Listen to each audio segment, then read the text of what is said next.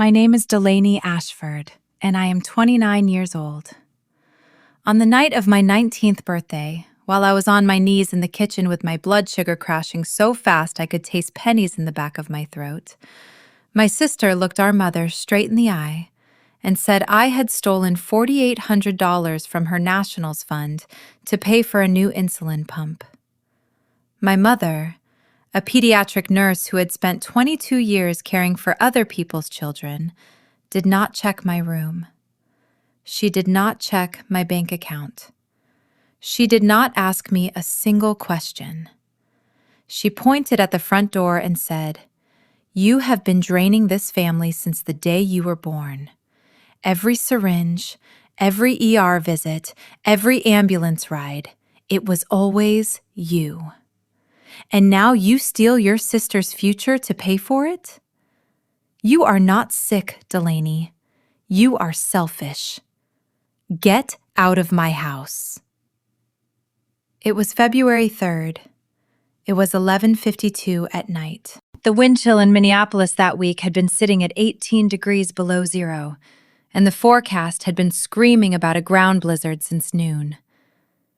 I remember standing on the porch in a hoodie with no coat, watching my own breath freeze in front of my face, and thinking, quite calmly, that this was probably the last thing I would ever see. I collapsed 5 blocks from my house, in a snowbank outside a shuttered dry cleaner, and I could not get back up. I could not feel my hands. I remember thinking, so this is how it happens. This is how a person actually dies. But I did not die.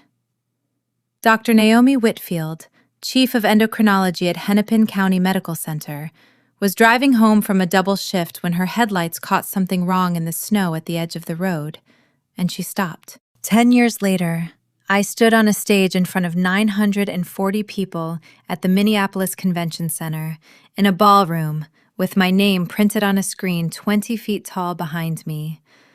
My mother was sitting in the 4th row. My father was 2 seats down from her, staring at his phone. My sister was working the event as the lead coordinator, completely unaware that the woman she had called a thief 11 years earlier was about to walk past her in a white coat. And when the announcer read my name out loud and a single number appeared on the screen behind me, my sister's whole body locked up so hard that she dropped the tablet she was holding and it shattered on the marble floor.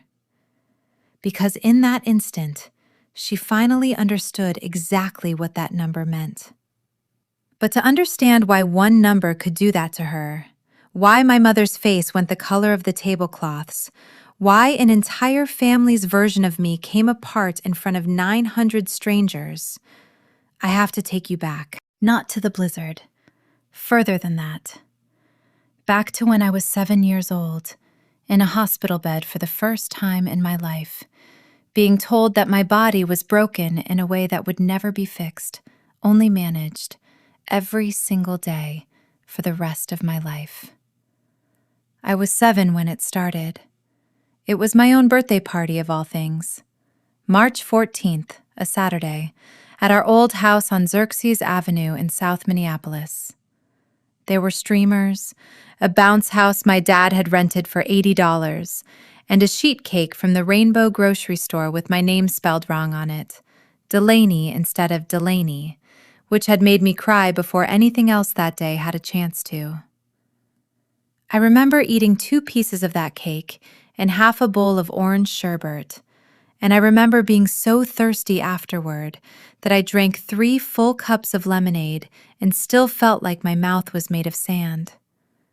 By that evening, I was throwing up. By the next morning, I could not keep my eyes open, and my mother, who has always known the smell of a real emergency, the way some people know the smell of rain coming, picked me up off my bedroom floor and said my breath smelled like nail polish remover. She was right to be scared. My blood sugar at Children's Minnesota was recorded at 681. Normal for a child my age is somewhere between 70 and 140. I was in diabetic ketoacidosis, a state where the body starts eating itself for fuel because it cannot use the sugar in the blood, and children can and do die from it, quietly, in their sleep, if no one catches it in time. My mother caught it in time. I want to say that clearly, because for a long time I hated her so completely that I forgot she had once saved my life too. She sat in a chair beside my hospital bed at Children's Minnesota for 3 straight days while doctors adjusted my insulin drip by the hour. And when I finally woke up clear-headed enough to understand what an endocrinologist was telling me, that I would need injections every single day, that I would need to check my blood before every meal for the rest of my life, my mother held my hand so tightly it left little half-moons from her nails in my palm. That was the version of my mother I try to remember on the hard nights. She existed. She was real. She just did not stay. The bill for those 3 days, after our insurance kicked in, came out to $1,420. I know this number because I found the paperwork years later, tucked in a folder in my father's home office. And I know that my mother wrote the number down on a sticky note stuck to the front of the folder. And underneath it, in different ink, added later, she had written, "And this is only the beginning." She was right. It was only the beginning. By the time I was 9, I had learned what an endocrinologist appointment cost. By the time I was 11, I had learned what a vial of insulin cost without the manufacturer coupon. $94, because I overheard my mother say it on the phone to my grandmother, her voice flat and furious, like the number itself had personally wronged her. By the time I was 13, I understood that every time my blood sugar spiked or crashed, every time I needed a new box of test strips, every time my pump alarm went off in the middle of the night and my mother had to get up, I was taking something away from somebody. And that somebody had a name. Brooke. Brooke Ashford is my younger sister by 2 years, and from the time she could stand upright on a pair of rental skates at the Parade Ice Garden, it was obvious to everyone in my family that she was the reason we had been put on this earth. She was graceful in a way that made strangers stop and watch through the rink glass. By 6, she had a real coach. By 9, she was competing regionally. By 12, she had a private coach 3 mornings a week before school, a choreographer for her programs, custom boots that cost $600 a pair, and a training schedule that my mother rearranged the entire household calendar around, including, on more than one occasion, my endocrinologist appointments. I remember one appointment in particular, October of the year I was 12. It was a routine follow-up with my endocrinologist, Dr. Aaron Yee, at the University of Minnesota Clinic, scheduled for 4:15 on a Tuesday afternoon. My mother called that morning to reschedule because Brooke had a last-minute ice time slot open up at the rink, and my mother did not want to lose it. The next available appointment with Dr. Yee was 6 weeks out. In those 6 weeks, my pump's basal rate drifted out of range, and I lost 11 pounds without trying, which anyone who understands type 1 diabetes will tell you is not a good kind of weight loss. It is the kind that means your body is quietly starving despite you eating. When we finally got back in to see Dr. Yee, he looked at my chart, looked at me, and asked my mother very carefully whether everything was all right at home. My mother told him yes, everything was fine. We had just been busy. In the car afterward, she did not speak to me for the entire 20-minute drive. I turned 14 on a random Tuesday with a box of cupcakes from Costco that my dad picked up on his way home from work. Brooke turned 12 4 months earlier, and my parents had rented out half of the rink after hours, so 20 of her friends could skate together while a DJ played music and a photographer, an actual hired photographer, took pictures for what would later become a 2-page spread on my mother's Facebook page, titled, in her words, "Our Little Star Turns 12." The photographer cost $300. The rink rental cost $450.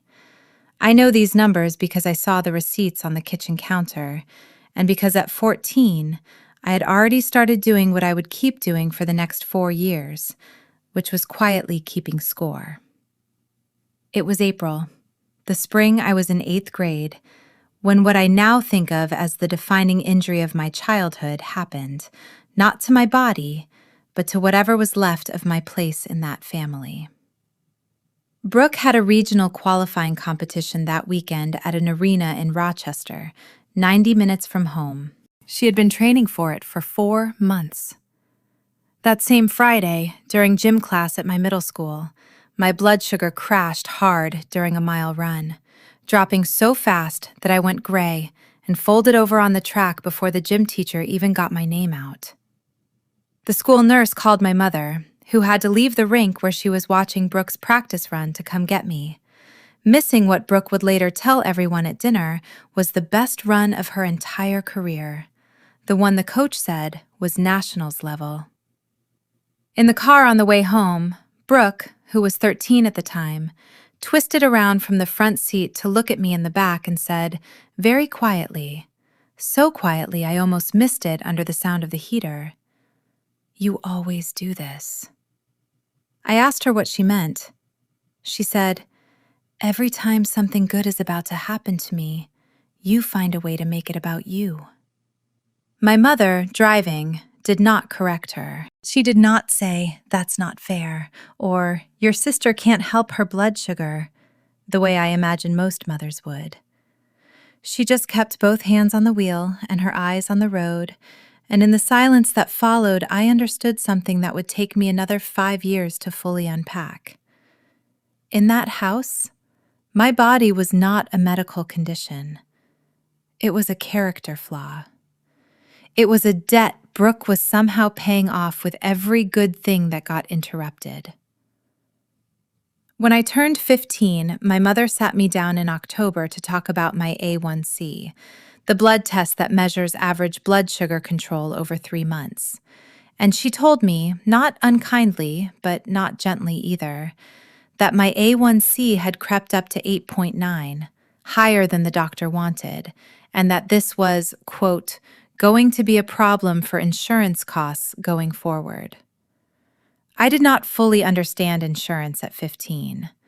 I understood that my body had, once again, become a line item. By 16, I had learned to manage almost everything myself. I counted my own carbs. I adjusted my own basal rates with Dr. Yee's guidance, since my mother had mostly stopped coming to appointments by then, citing Brooke's competition schedule. I paid for my own school lunches with money from a part-time job shelving books at the Hennepin County Library. $4 an hour above minimum wage that I started saving obsessively, though at the time I could not have told you exactly what I was saving for. I only knew that I wanted, more than anything, to owe this family less. That was the year Brooke turned 14 and made it to junior nationals for the first time in Salt Lake City. My parents flew out for 4 days. Flights, hotel, meals, entry fees. The total, according to a notepad I found later in my mother's handwriting, came to just under $3,800. I stayed home with my grandmother for those 4 days, and on the second night, I had a bad low in my sleep, the kind where you wake up drenched and shaking and can't remember your own name for a few seconds. And my grandmother, who loved me but did not fully understand the disease, panicked and called 911 instead of just giving me juice, which meant an ambulance ride I did not need, which meant a bill, $410, which arrived at the house 2 weeks later, and which my mother slapped down on the kitchen table in front of me the moment Brooke had left the room, and said, "This is what I mean, Delaney. This is exactly what I mean." I never asked what she meant. I already knew. When I was 17, my parents sat me down in the living room to talk about college money. It was a Tuesday evening in November, and my father had a manila folder in his lap, the kind with the metal clasp, full of bank statements and 529 plan printouts. He opened it slowly, like he already knew this conversation was going to hurt someone. "Brooke," he said, "has $22,000 saved for college and training combined. We've been contributing to both since she was 5. He paused and turned a page. "Delaney," he said, and his voice dropped. "You have $6,300. I blinked. "Why is there such a difference?" My mother answered before my father could. "Medical costs we didn't budget for, Delaney. Your diabetes has cost this family far more than we ever planned on. The gap is almost $16,000. She said it like she was reading off a grocery receipt. $16,000 that kept me alive, sitting in a folder as evidence against me. "Brooke has a 4.0, my mother continued. "She's a nationally ranked skater. Schools are going to want her. You," and here she looked at me the way you look at a stranger asking for directions. Not unkind, just distant. "You'll need to work harder. Maybe take a gap year. Apply for more aid. That's just the reality of our situation." So I worked harder. I graduated with a 4.0 of my own, National Honor Society, 2 years of volunteer work at Hennepin County Medical Center, stocking supply carts and restocking the pediatric playroom, all of it squeezed around insulin checks and finger pricks I did discreetly in bathroom stalls so nobody would ask. None of it seemed to matter, because in that house I had already been assigned a permanent identity, and the identity was expensive. In January of my senior year, I applied for a scholarship called the Midwest Future Clinicians Award, a regional scholarship for students planning to go into medicine, funded by a coalition of Minnesota hospital systems. The prize was $4,800. I wrote my essay on a Sunday night, January 19th, at my desk with my blood sugar meter sitting next to my laptop like a paperweight. The prompt asked us to describe a health challenge that had shaped our goals. I wrote about being 7 years old in a hospital bed at Children's Minnesota. I wrote about learning to give myself injections at a kitchen table while my little sister did her homework across from me, and about a night nurse named Deb who once told me that my body wasn't broken, it just needed a translator, and that I could learn to be my own. I wrote that I wanted to be somebody's translator someday. I submitted the essay at 11:41 p.m. The results came on February 2nd, the night before my birthday. The email arrived at 6:58 in the evening while I was setting the table for dinner. "Dear Miss Ashford, congratulations. The committee was moved by your essay and has selected you as this year's recipient of the Midwest Future Clinicians Award, $4,800. I screamed. I actually screamed, standing there holding a stack of forks, and I ran into the kitchen where my mother was draining pasta at the sink. Mom, I got it! The scholarship! $4,800! She turned off the faucet and looked at me, and for one clean, unguarded second, her whole face opened up. "Oh, Delaney!" She actually smiled, a real one, the kind I hadn't seen aimed at me in years. "That's wonderful! I'm proud of you." It was the first time she had said those 3 words to me since I was maybe 10 years old. I felt something in my chest loosen that I didn't even know had been clenched. That was when Brooke walked into the kitchen. She was 16 at the time, in sweatpants with her hair still damp from an evening practice, and she stopped in the doorway and looked at my mother, then at me, then at the phone in my hand. "What's going on?" My mother turned to her, still smiling. "Delaney got a scholarship, $4,800, for pre-med."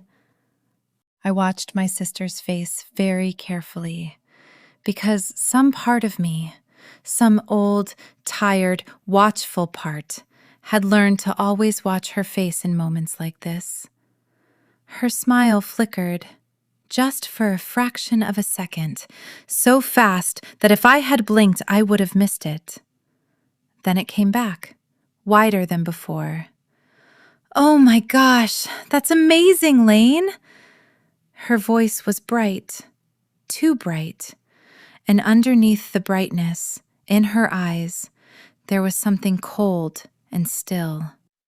Something I had never seen aimed at me before. Not jealousy exactly. Calculation. I told myself I was imagining it. That was my first mistake.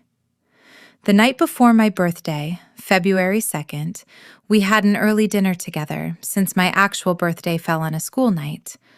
My mother made a pot roast, which she almost never did anymore, and for a moment, sitting at that table, eating real food that someone had cooked because they wanted to celebrate me, I let myself believe things might be shifting. My father asked about the scholarship, whether it would cover a full semester at the University of Minnesota. I said it would cover almost half, with financial aid filling the rest. My mother nodded and said that was the best we could hope for given everything, given my medical costs, and she didn't finish the sentence, but none of us needed her to. Brooke, across the table, kept looking at me and then looking away, smiling these small, tight smiles that didn't reach her eyes. At one point, my father asked her how her training fund was looking for the spring competition circuit, and she said quickly, too quickly, "Good, really good actually. I think I'll have enough for the whole season, coaching and travel both." My mother beamed at her. "You're going to have such a strong year, sweetheart." Brooke smiled back at our mother.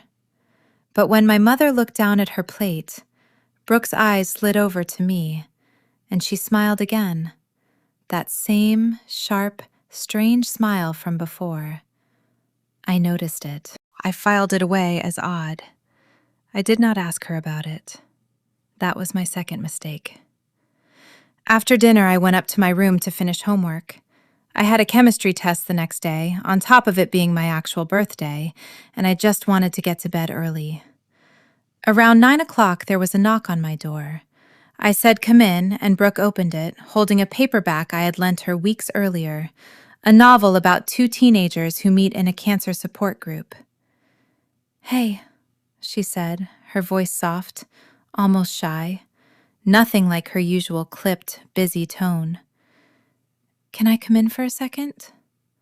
"Sure." She sat on the edge of my bed and handed me the book. I finished it. It made me cry so hard. We sat in silence for a moment, and then, so quietly I almost didn't catch it, she said, "I'm sorry I've been kind of distant lately, with training and everything." I told her it was fine.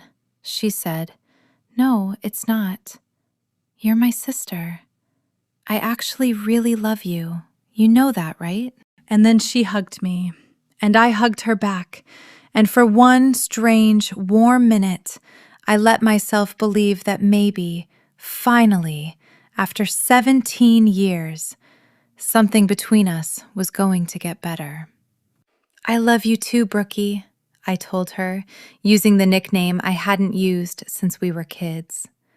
She pulled back, wiped her eyes, and said, "Happy birthday, Lane, for tomorrow." Then she left. I lay in bed that night smiling like an idiot. I should have asked myself why my sister, who had barely spoken to me outside of logistics in over a year, had suddenly shown up in my room the night before my birthday to apologize and cry and tell me she loved me. I did not ask. That was my third mistake.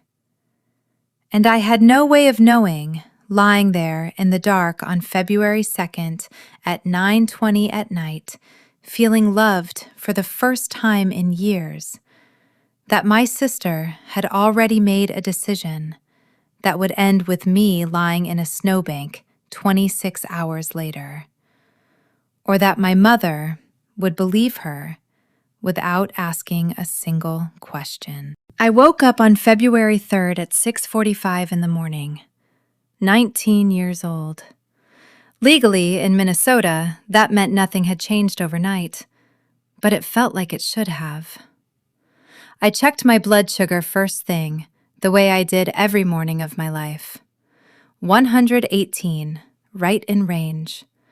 And I lay there for a minute, just breathing before I got up. The kitchen was empty when I came downstairs. No balloons, no sign taped to the fridge the way my mother used to do when I was little. There was a sticky note on the counter next to the coffee maker, in my mother's handwriting. Delaney, working an early shift, home by 6. Birthday dinner tonight, 7:30. Don't be late. That was it. No happy birthday. No, I love you. Just don't be late. I made myself a piece of toast, checked my sugar again before I left, 104, fine, and went to school. School was ordinary. A few friends wished me happy birthday between classes. I aced my chemistry test. By 4 in the afternoon, I was walking home in the cold, thinking about nothing in particular, and as I passed Brooke's bedroom door, which was cracked open, I saw her sitting on the edge of her bed with her eyes red and swollen, like she'd been crying for a while. "Brooke?" I stopped in the doorway. "You okay?" She jumped a little, startled, and wiped her face fast. "Oh, yeah, I'm fine." "You don't look fine." "Just stressed about something with the training fund. It's dumb. Don't worry about it." "Do you want to talk about it?" She shook her head quickly, too quickly. "No, it's okay, really." I walked in anyway and sat next to her on the bed, because some old habit in me still wanted to be a good sister, even after everything. "Hey," I said, "we're sisters. Whatever it is, you can tell me." She looked at me for a long moment, long enough that it felt strange. And then she smiled, that same sharp smile from the dinner table, and said, "Thanks, Lane. I'm okay, really." Then she hugged me, and when she pulled back, she said, "I love you so much." And I told her I loved her too. And I left her room without asking a single follow-up question. That was my fourth mistake, though I would not understand it as a mistake until hours later, when I would replay this exact conversation over and over, trying to find the moment I should have seen it coming.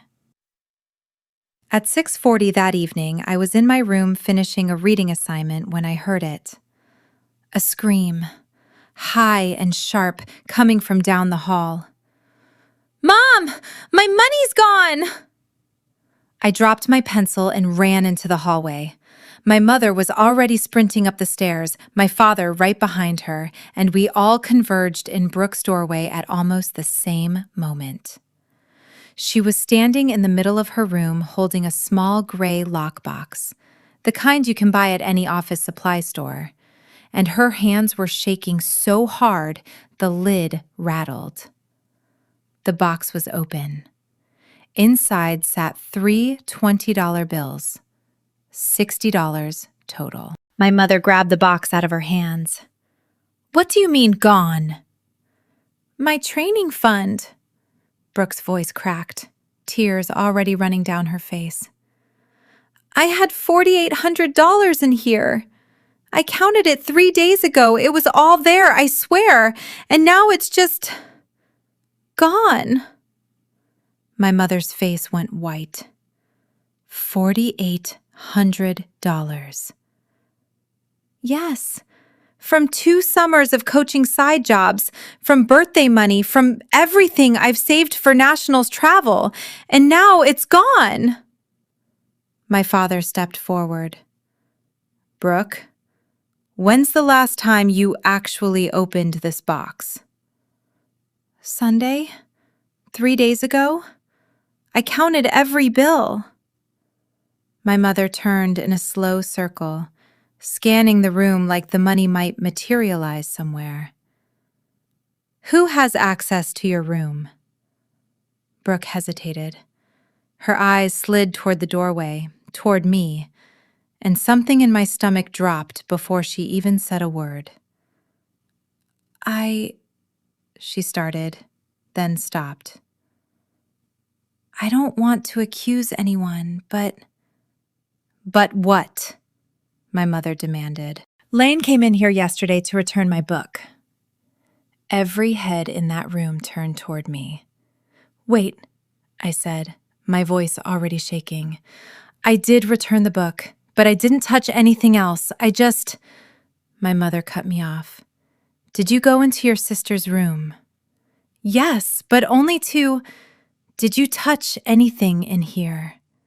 No, I just handed her the book and we talked for a few minutes. That's it. My mother's voice went cold in a way I had heard before, but never aimed directly at me like this. Delaney, did you take your sister's money? The floor tilted under me. What? No. No, why would I do that? Brooke sobbed harder. You got that scholarship yesterday, $4,800, and today my $4,800 is gone. That's not a coincidence, Lane. That's not a coincidence. My mother stepped closer, her face hardening into something I did not recognize. Look at me. Did you take her money? No, Mom. I would never do that. Brooke's voice cracked again. You've always resented that I have more than you. You said it wasn't fair last year when we talked about college funds. I never said that. You did. You said it wasn't fair that I had more saved than you. I felt the walls of that hallway closing in around me the way they do in a nightmare. That's not what I meant, and you know it. My mother held up one hand and the room went silent. She turned to Brooke. Are you completely certain you had $4,800 in this box on Sunday? Yes. And Lane was the only person who came into this room since then. Brooke hesitated for one more second, a hesitation I would replay in my mind 1,000 times over the following years, trying to decide if it was guilt or performance. Then she said, Yes. My mother turned back to me, and I saw it in her eyes before she said a single word. She had already decided. We went downstairs, all four of us in a strange, silent procession, my mother's hand gripping my upper arm the whole way. She told me to sit on the couch. She stood in front of me, arms crossed, jaw tight. My father stood behind her, saying nothing, staring at a spot on the carpet like it might offer him an escape route. Brooke sat in the armchair across from me, still crying, her eyes flicking to me every few seconds. Delaney, my mother said, I'm going to give you exactly one chance to tell the truth. Did you take Brooke's money? No. Do you have $4,800 anywhere in your room, your bank account, anywhere? No, Mom.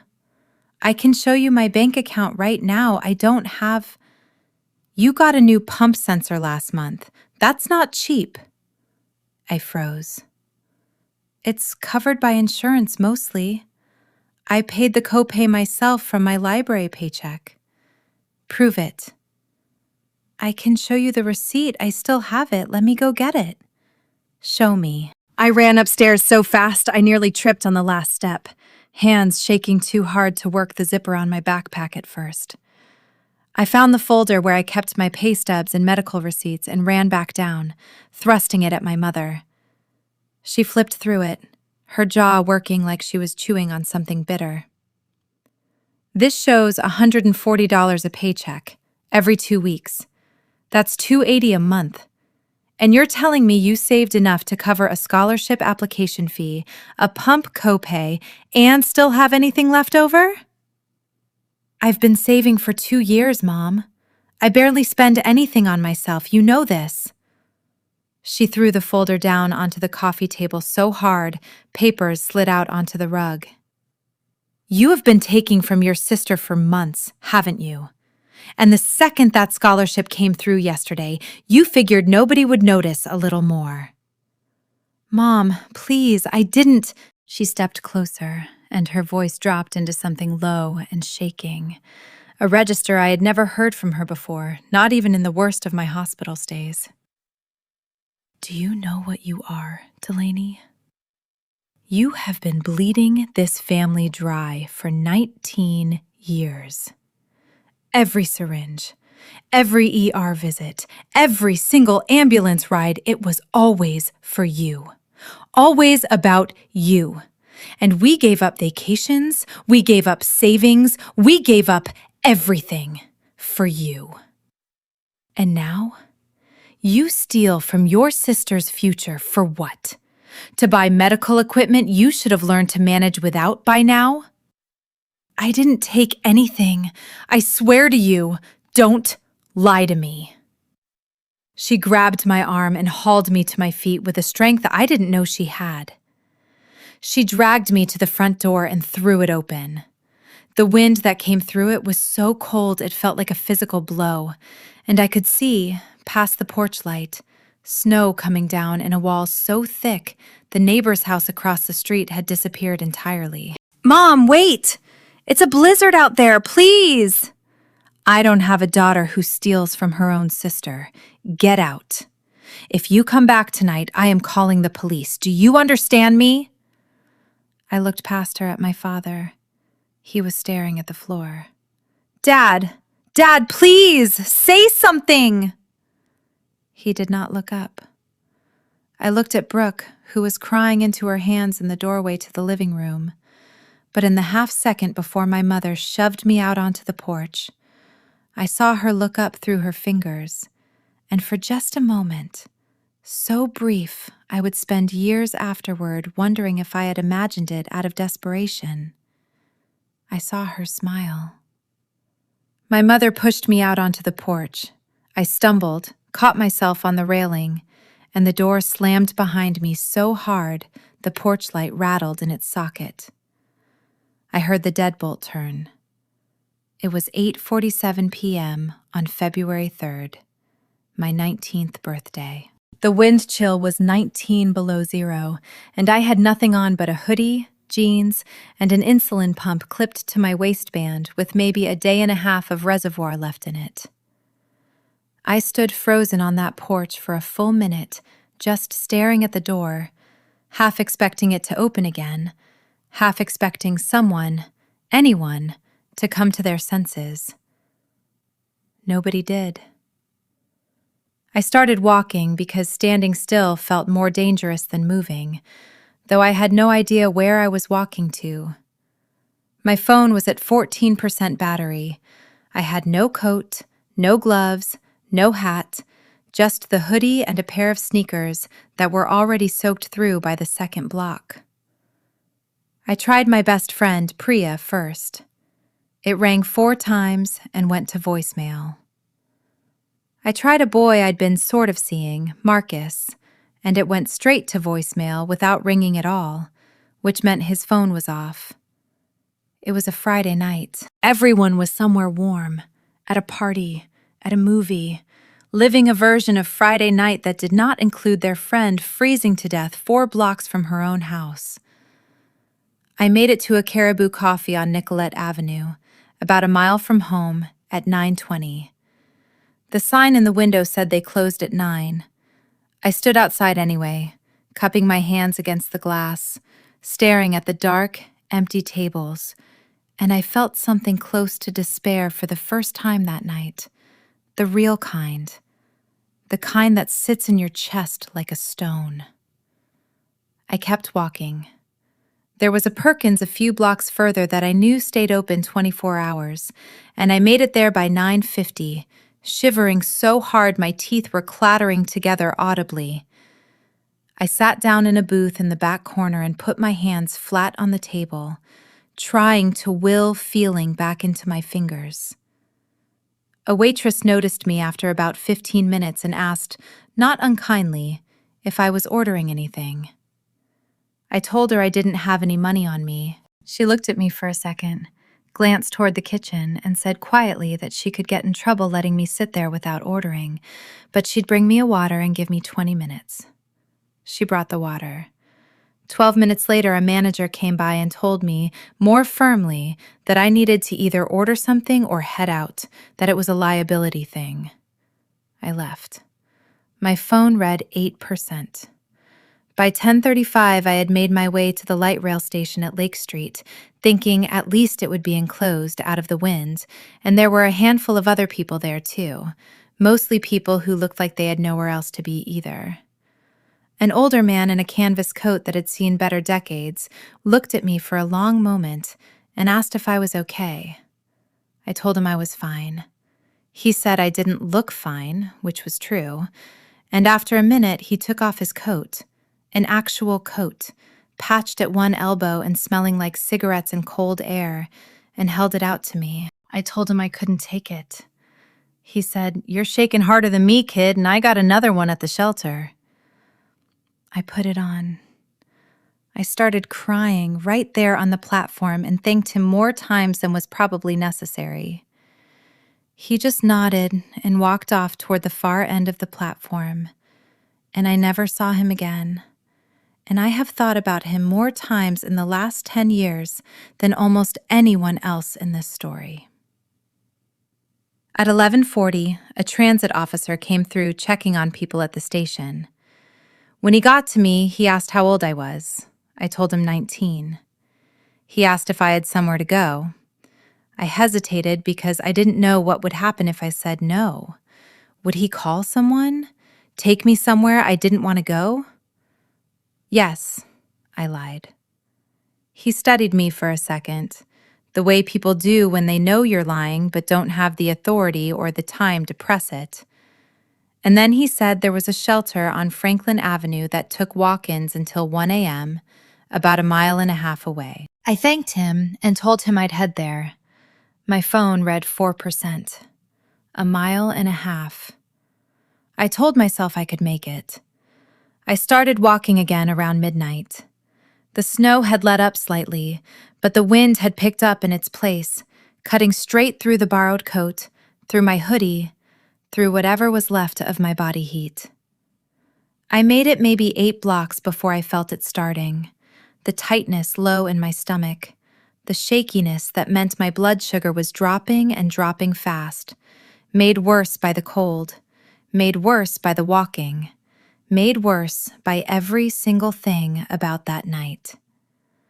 I fumbled in my pocket for the glucose tablets I always carried, found the little tube, and my hands were shaking so badly I dropped half of them into the snow trying to open it. I got 2 into my mouth. I waited. Nothing improved. If anything, the shaking got worse, my vision starting to blur and narrow at the edges, the way it does right before things go seriously wrong. I tried to keep walking. My legs had stopped fully cooperating with my brain. I made it 2 more blocks, past a shuttered dry cleaner with a faded sign, and then I simply could not make my body take another step. I went down into the snowbank at the edge of the sidewalk, and I remember the strange thing about that moment was how quiet everything got, how the cold stopped feeling like cold and started feeling like something almost peaceful, a kind of heaviness pulling me down into the snow like it wanted to hold me. I thought about my mother's face in the doorway, the way she'd looked at me like I was something she needed to scrape off the bottom of her shoe. I thought about Brooke's smile through her fingers, and I thought, with a strange, exhausted clarity, maybe they're right. Maybe I really am too expensive. Maybe the kindest thing I could do for everyone, for my parents, for Brooke, for whoever had to keep paying for me, would be to just stop. Stop breathing. Stop costing anyone anything ever again. I wasn't scared anymore by that point. I was just tired, so unbelievably tired. And I let my eyes close, and I thought, so, this is how it happens. I don't know how long I was in that snowbank. It might have been 10 minutes. It might have been closer to 40. But at some point I heard a voice, sharp and close, cutting through the fog. Oh my God, hey, can you hear me? Hands on my shoulders, shaking me, not gently. I tried to open my eyes and could not make them cooperate. Stay with me. What's your name? Can you tell me your name? My lips wouldn't move the way I wanted them to. Okay, I'm calling 911 right now. Stay with me. I heard her voice again, further away this time, urgent, talking into a phone. Yes, I've got a young woman down on the sidewalk near Chicago and 26th. She's unresponsive. I think she's hypothermic, possibly a diabetic emergency. I need an ambulance now. Please hurry. I felt something heavy settle over me. A coat. And then her voice again, close to my ear this time, low and steady. You're going to be okay. Do you hear me? You're going to be okay. I'm a doctor. I've got you. And for the first time and longer than I could remember, I believed a person who told me that. I did not know yet that this woman, Dr. Naomi Whitfield, had not just saved my life on a sidewalk in South Minneapolis. I did not know that the question she was going to ask me a few hours later, in a hospital room with the machines beeping around us, would end up rerouting the entire rest of my life. I woke up under fluorescent lights, the low, steady beep of a monitor somewhere near my head, the sharp, clean smell of antiseptic that I knew from a dozen childhood hospital stays. A nurse was adjusting the drip on my IV. Oh, good, you're awake. My throat felt like sandpaper. Where am I? Hennepin County Medical Center. You were brought in around 1 this morning. Severe hypothermia and a blood sugar crash. You were in the low 30s when the paramedics got a reading on you. You are very, very lucky Dr. Whitfield found you when she did. She didn't finish that sentence. She didn't need to. What time is it? A little after 7 in the morning. Can I leave? The nurse looked at me, puzzled, maybe a little concerned. We'd like to keep you at least through this afternoon for observation, sweetheart. You gave your body quite a scare. I don't have insurance under my own name. I don't know how I'm going to. That's already been taken care of, she said. And before I could ask what that meant, the door opened. A woman walked in, maybe in her late 50s, silver hair cropped short and practical, sharp gray eyes, a white coat with a stethoscope looped around her neck.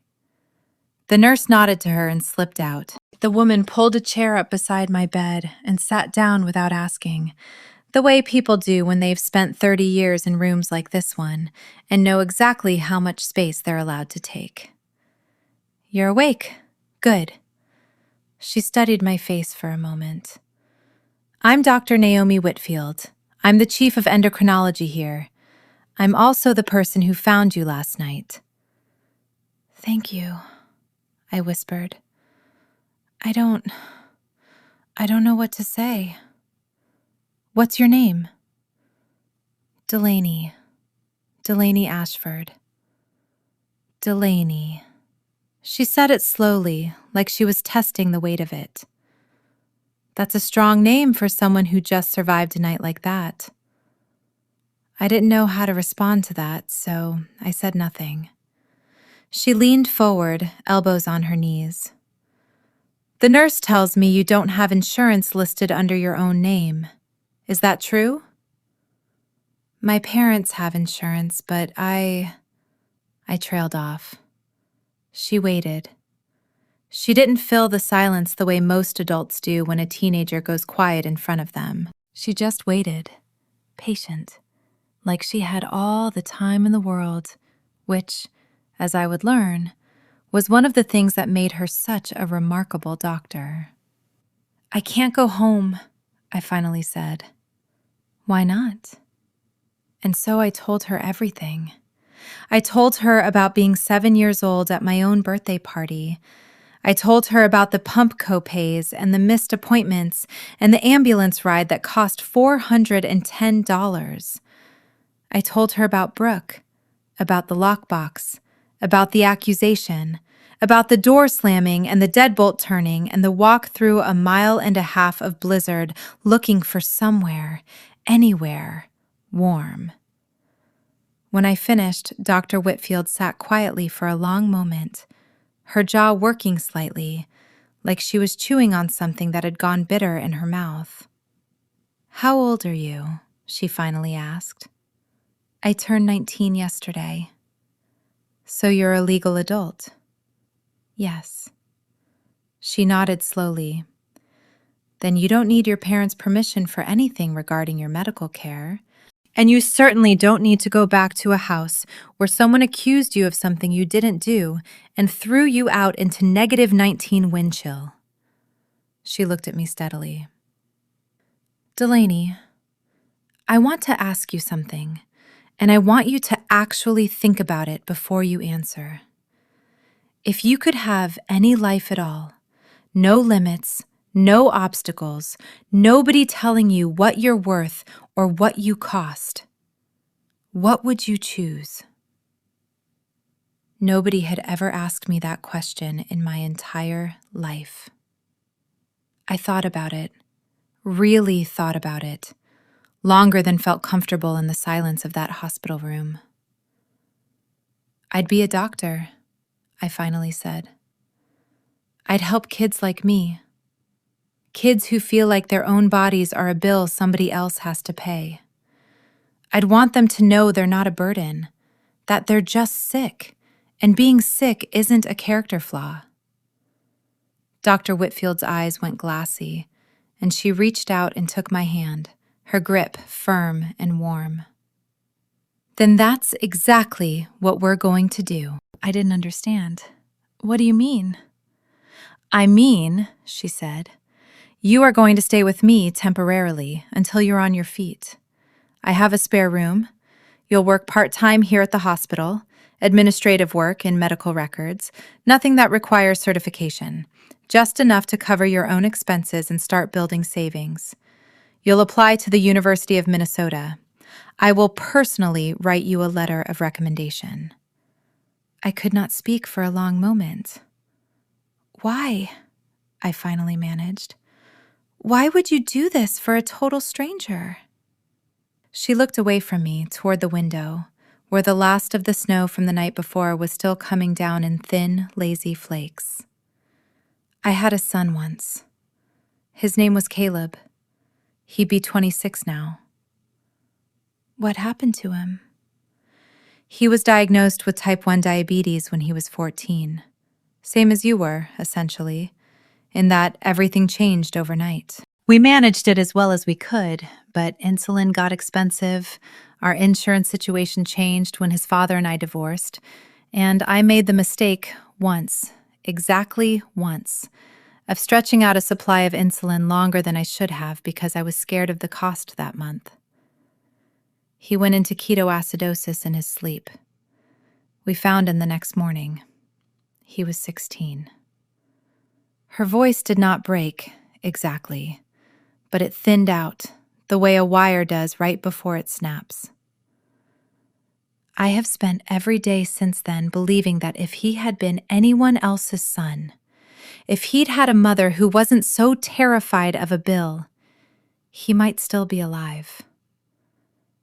I could not save Caleb. Maybe I can help make sure fewer families ever have to make the choice I made. She looked back at me, and then last night I was driving home, taking the long way, the way I always take on the anniversary of the night we found him, because I don't know why, I just always do.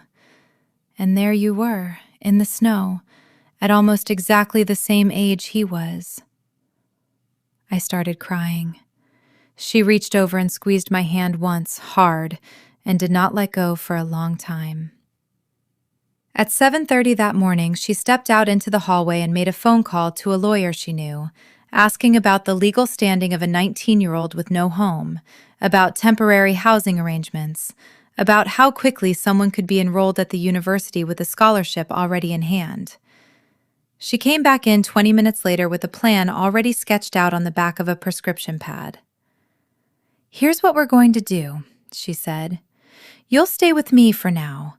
My place is a 2-bedroom on Lake of the Isles, plenty of room, plenty of privacy. I can get you 25 hours a week in medical records, $12.50 an hour to start. Between that and your scholarship and whatever financial aid we can get you, you should be able to start this fall." She looked at me. "You said your scholarship was $4,800? "Yes." "Good. That plus aid plus your own work should cover it. I'll help with the application fees and books in the meantime." I sat there in that hospital bed, absolutely stunned, unable to process the fact that 12 hours after being told I was worthless by the woman who raised me, a complete stranger was rearranging her entire life to make sure I had one. That afternoon, she came back to the hospital with a duffel bag, a winter coat, a real one, thick and warm, and a pair of snow boots. "These were Caleb's sisters," she said quietly. "She's your size, roughly. She won't mind." I would learn later that Caleb did not have a sister, that Dr. Whitfield had simply gone to a store that morning and bought everything herself, and could not bring herself to say so out loud yet. I put the coat on. It fit perfectly. We left the hospital together, and she drove me to her house on Lake of the Isles Parkway, a modest 2-story with bookshelves in every room, medical journals stacked next to novels, and, on the mantel in the living room, a single framed photo of a smiling teenage boy holding a fishing rod. "That's Caleb," she said when she saw me looking. "He wanted to be a marine biologist, loved the water more than anything. He looks happy." He was. Mostly. She touched the frame gently, the way you touch something you're afraid might dissolve if you press too hard. Then she turned to me. "He would have liked you, I think." I started crying again, and she hugged me, and into my hair she said quietly, "You are not expensive, Delaney. You never were. You are priceless, and anyone who cannot see that does not deserve to be anywhere near you." That night, lying in a twin bed in a stranger's spare room, wearing borrowed pajamas, I made myself a promise. Someday, I would pay this forward. Someday, I would be the person who stopped the car.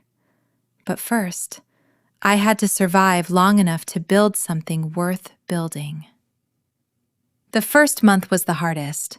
It was February 2016, and I was working 25 hours a week in medical records at Hennepin County Medical Center, $12.50 an hour, which came to just over $300 a week before taxes. I saved almost every dollar. I didn't buy coffee out. I didn't buy new clothes.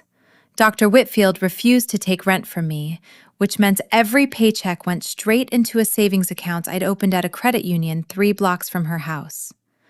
By the end of March, I had $1,100 saved, more money than I had ever had in my life at one time. On March 22nd, an email arrived. "Congratulations, you have been accepted to the University of Minnesota." I screamed loud enough that Dr. Whitfield came running down the hallway in her socks, certain something was wrong. "What? What happened?" I got in! I got into the U!"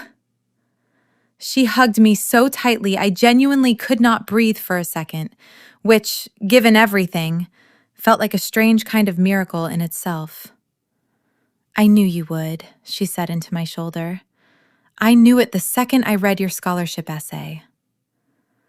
I started at the University of Minnesota in September 2016 on the pre-med biology track, commuting from Dr. Whitfield's house on the number 3 bus every morning at 6:50. Classes ran from 8 until 2:30 most days. Work ran from 4 until 9 most evenings. I was exhausted in a way I had never experienced before. A bone-deep, permanent kind of tired. But underneath the tiredness, there was something new. Something that felt suspiciously like happiness. Because for the first time in my life, I was building something that belonged entirely to me. My first semester GPA came back at 3.91. Dr. Whitfield cried when she saw the transcript.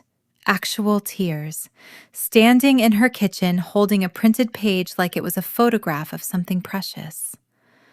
I did not contact my family. I changed my phone number in April of that year. I deactivated the social media accounts I'd had under my real name and started fresh under an alias I used only for keeping in touch with the handful of high school friends who still mattered to me. Dr. Whitfield asked me once, gently, whether I ever wanted to reach out, just to see how they were doing. I told her no.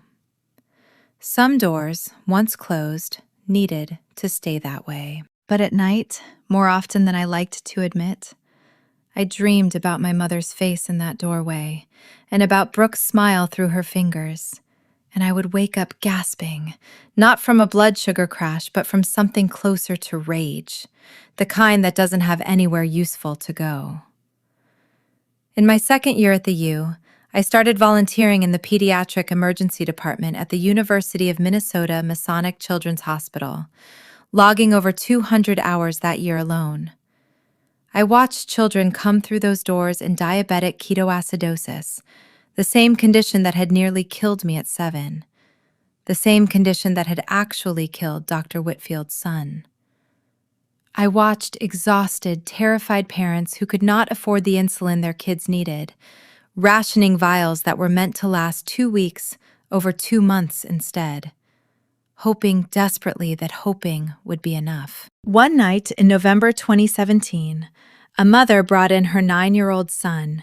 Wheezing wasn't the right word for diabetes, but he was pale and shaking and barely able to keep his eyes open. Blood sugar in the 400s by the time they got him stabilized. The attending physician asked the mother whether the boy had been taking his insulin as prescribed. The mother started crying immediately. "We ran out 3 weeks ago," she said. "I've been trying to make the old vial stretch. I didn't know what else to do.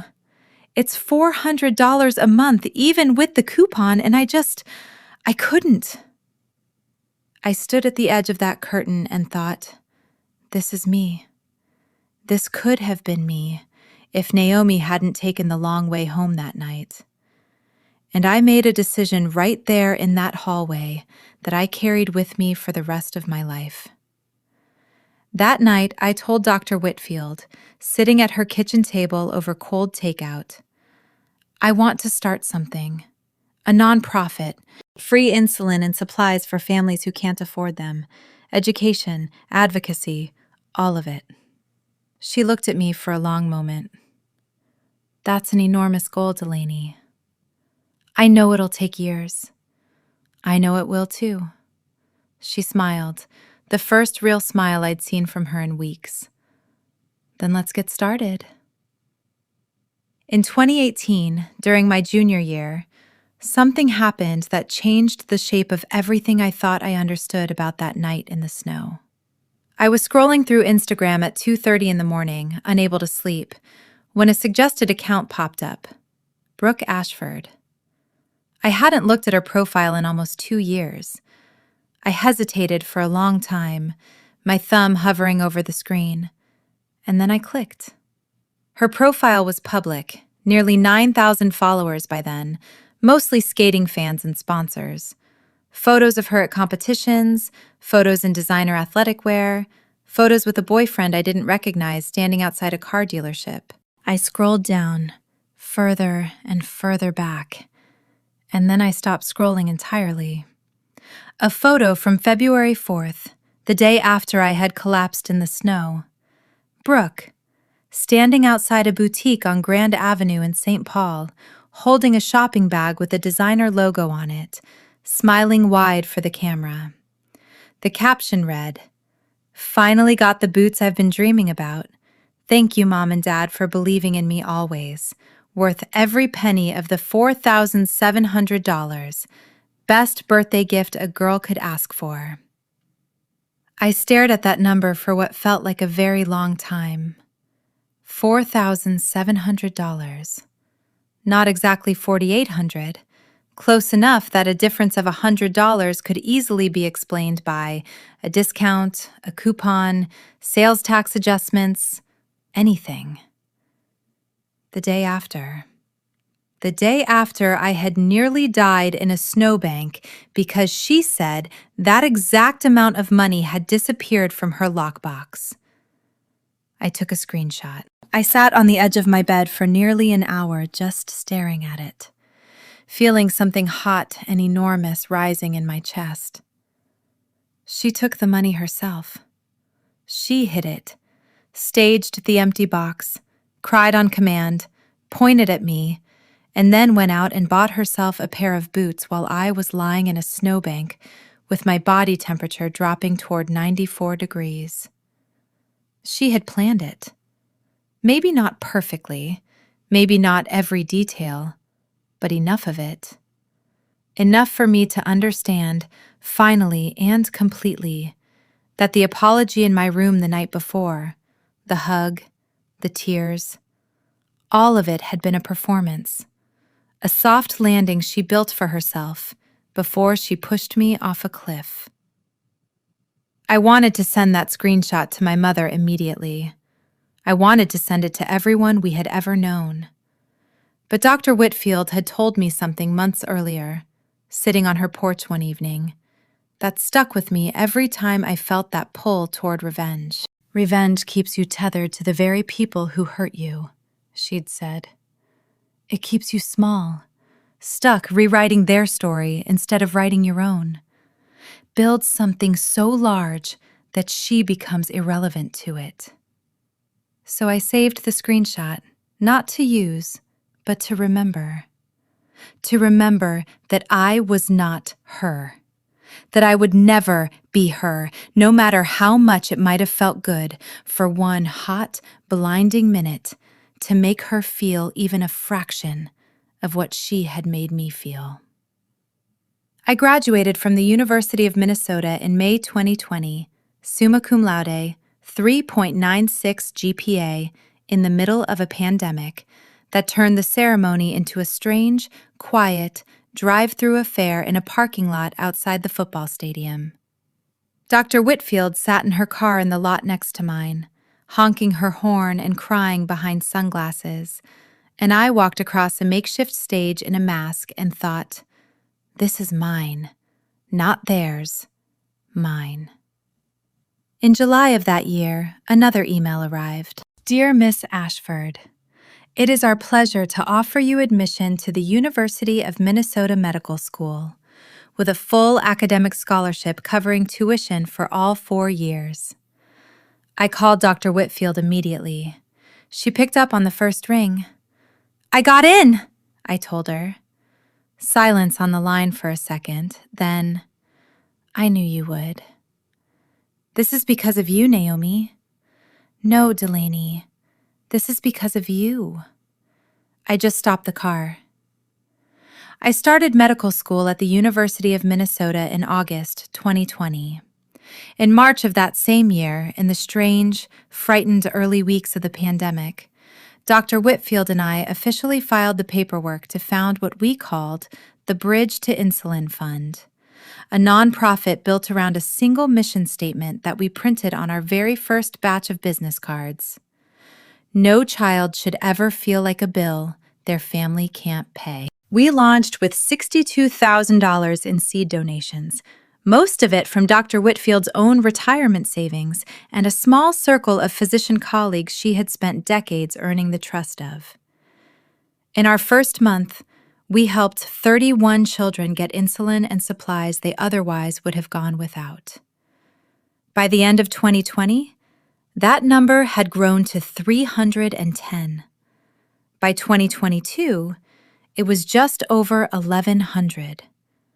By 2024, we had expanded from Hennepin County into 4 states across the upper Midwest, and the number of children served had climbed to 2,190.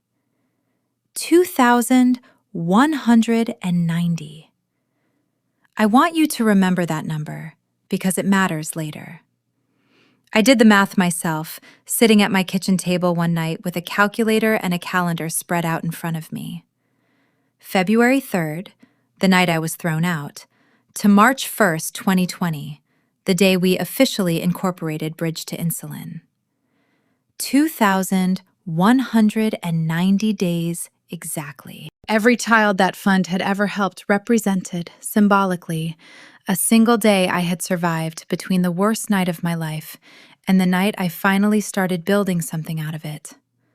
By 2024, I was in my second year of endocrinology fellowship at Hennepin County Medical Center, the same hospital where Naomi Whitfield had once carried me in from a snowbank on a gurney.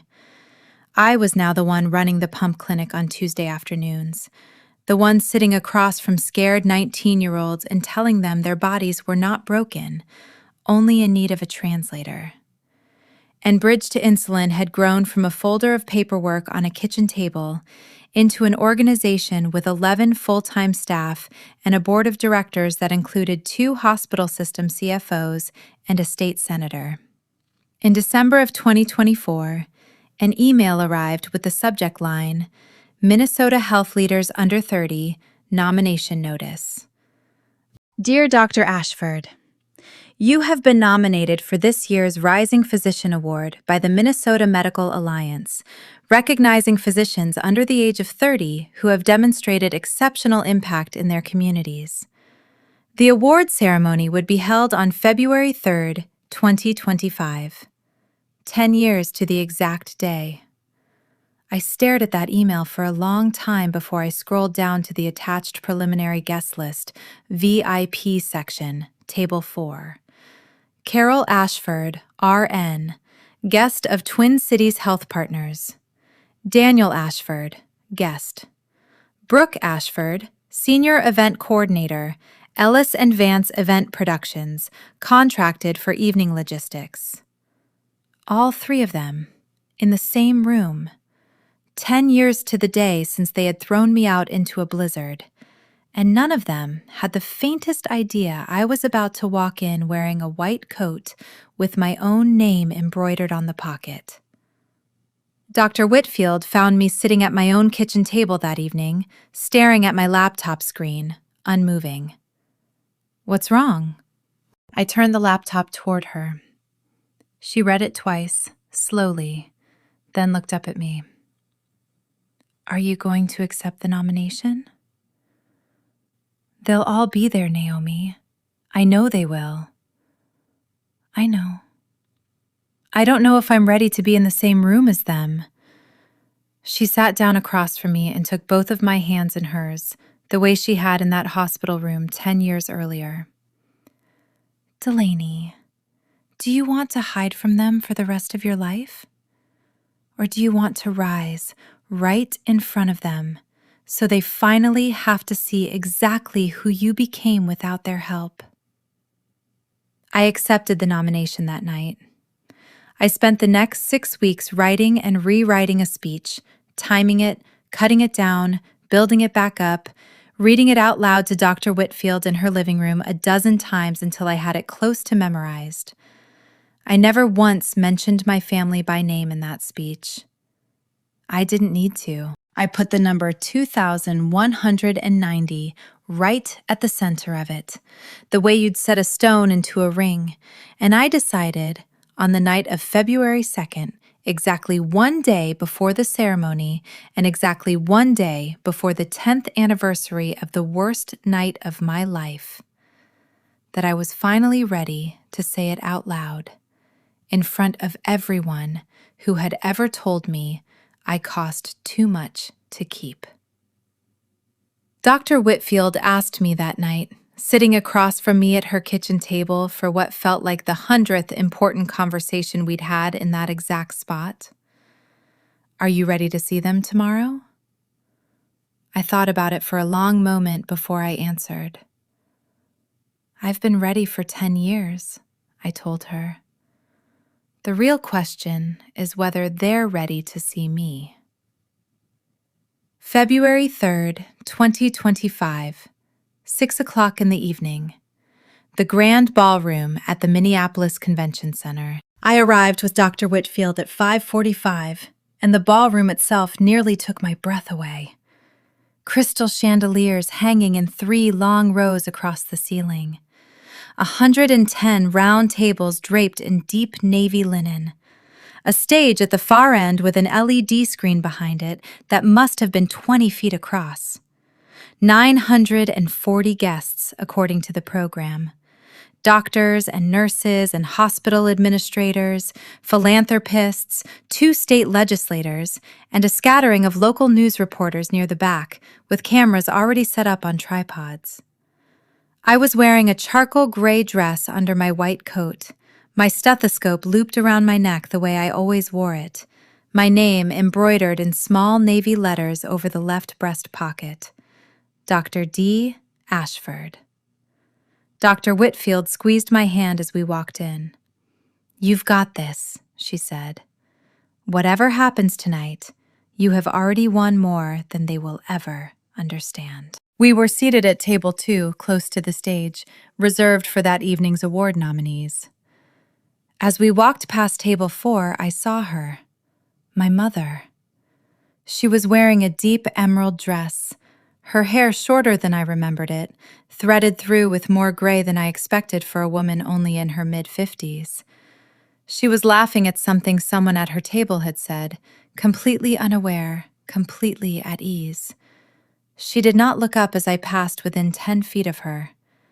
2 seats down, my father sat scrolling through his phone, looking older than his 61 years, a little heavier, a little grayer, disengaged from the conversation happening around him the same way he'd been disengaged from every important conversation in our family for as long as I could remember. And near the edge of the stage, clipboard in one hand, an earpiece in the other, directing a team of servers with brisk professional efficiency, was Brooke.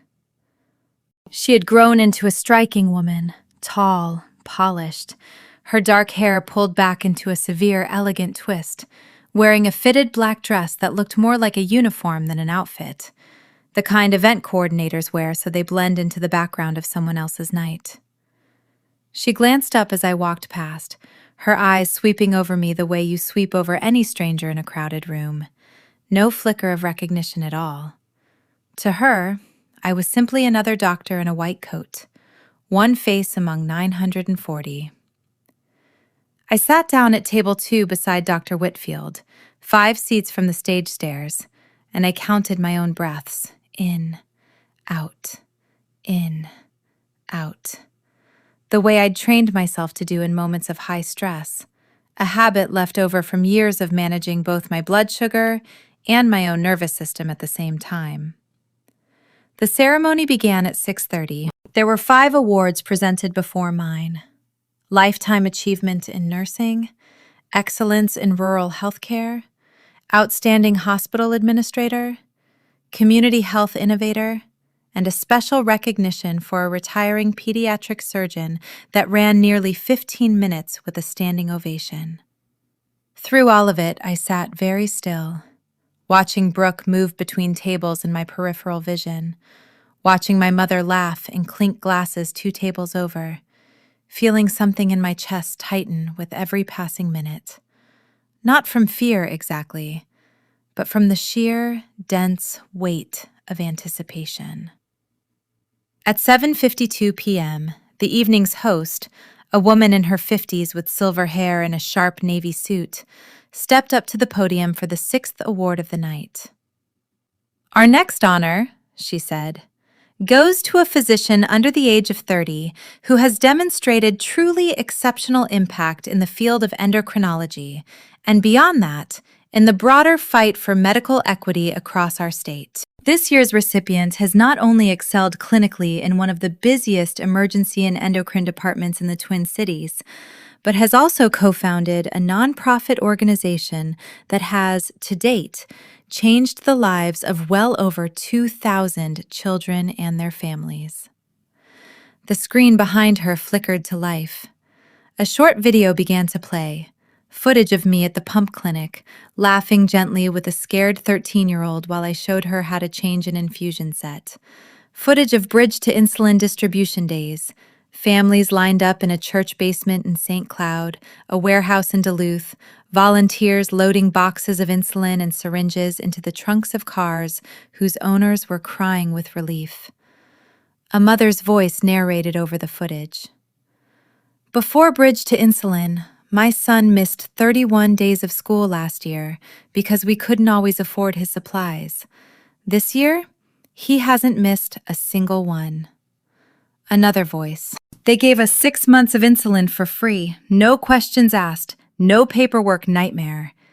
She told me my son wasn't a burden. She told me he was worth every dollar. I'd never heard anyone say that to me before. The video ended. The host looked back out at the room.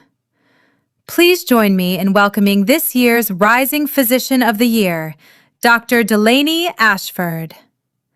The room erupted into applause. I stood.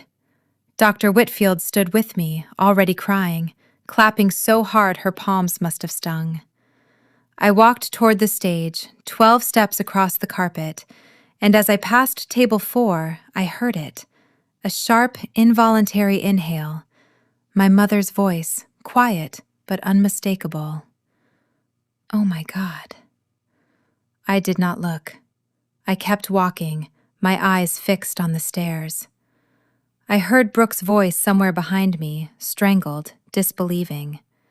No, no, no, no. I climbed the 3 steps onto the stage. The applause was deafening. Easily 70% of the room on its feet by the time I reached the podium. The host handed me a heavy glass trophy engraved with my name and the date. Congratulations, Dr. Ashford.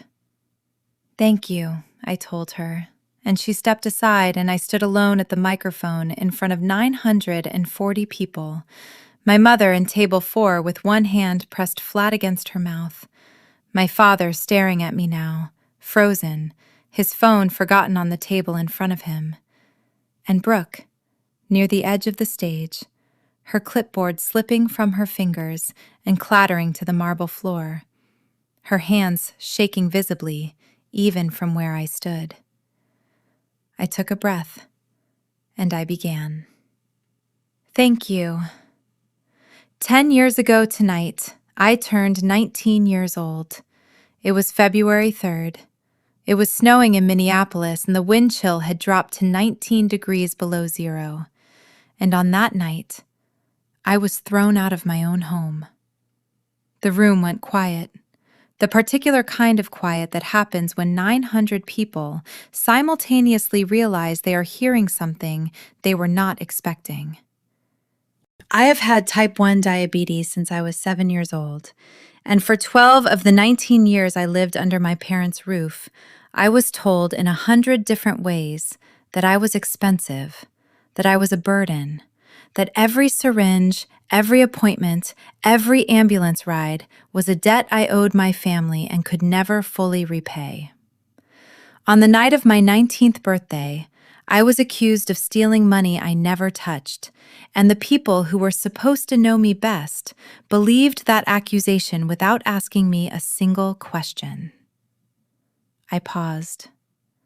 In that silence, I could hear my mother's breathing from where I stood, quick and shallow, the sound of someone trying very hard not to make a sound.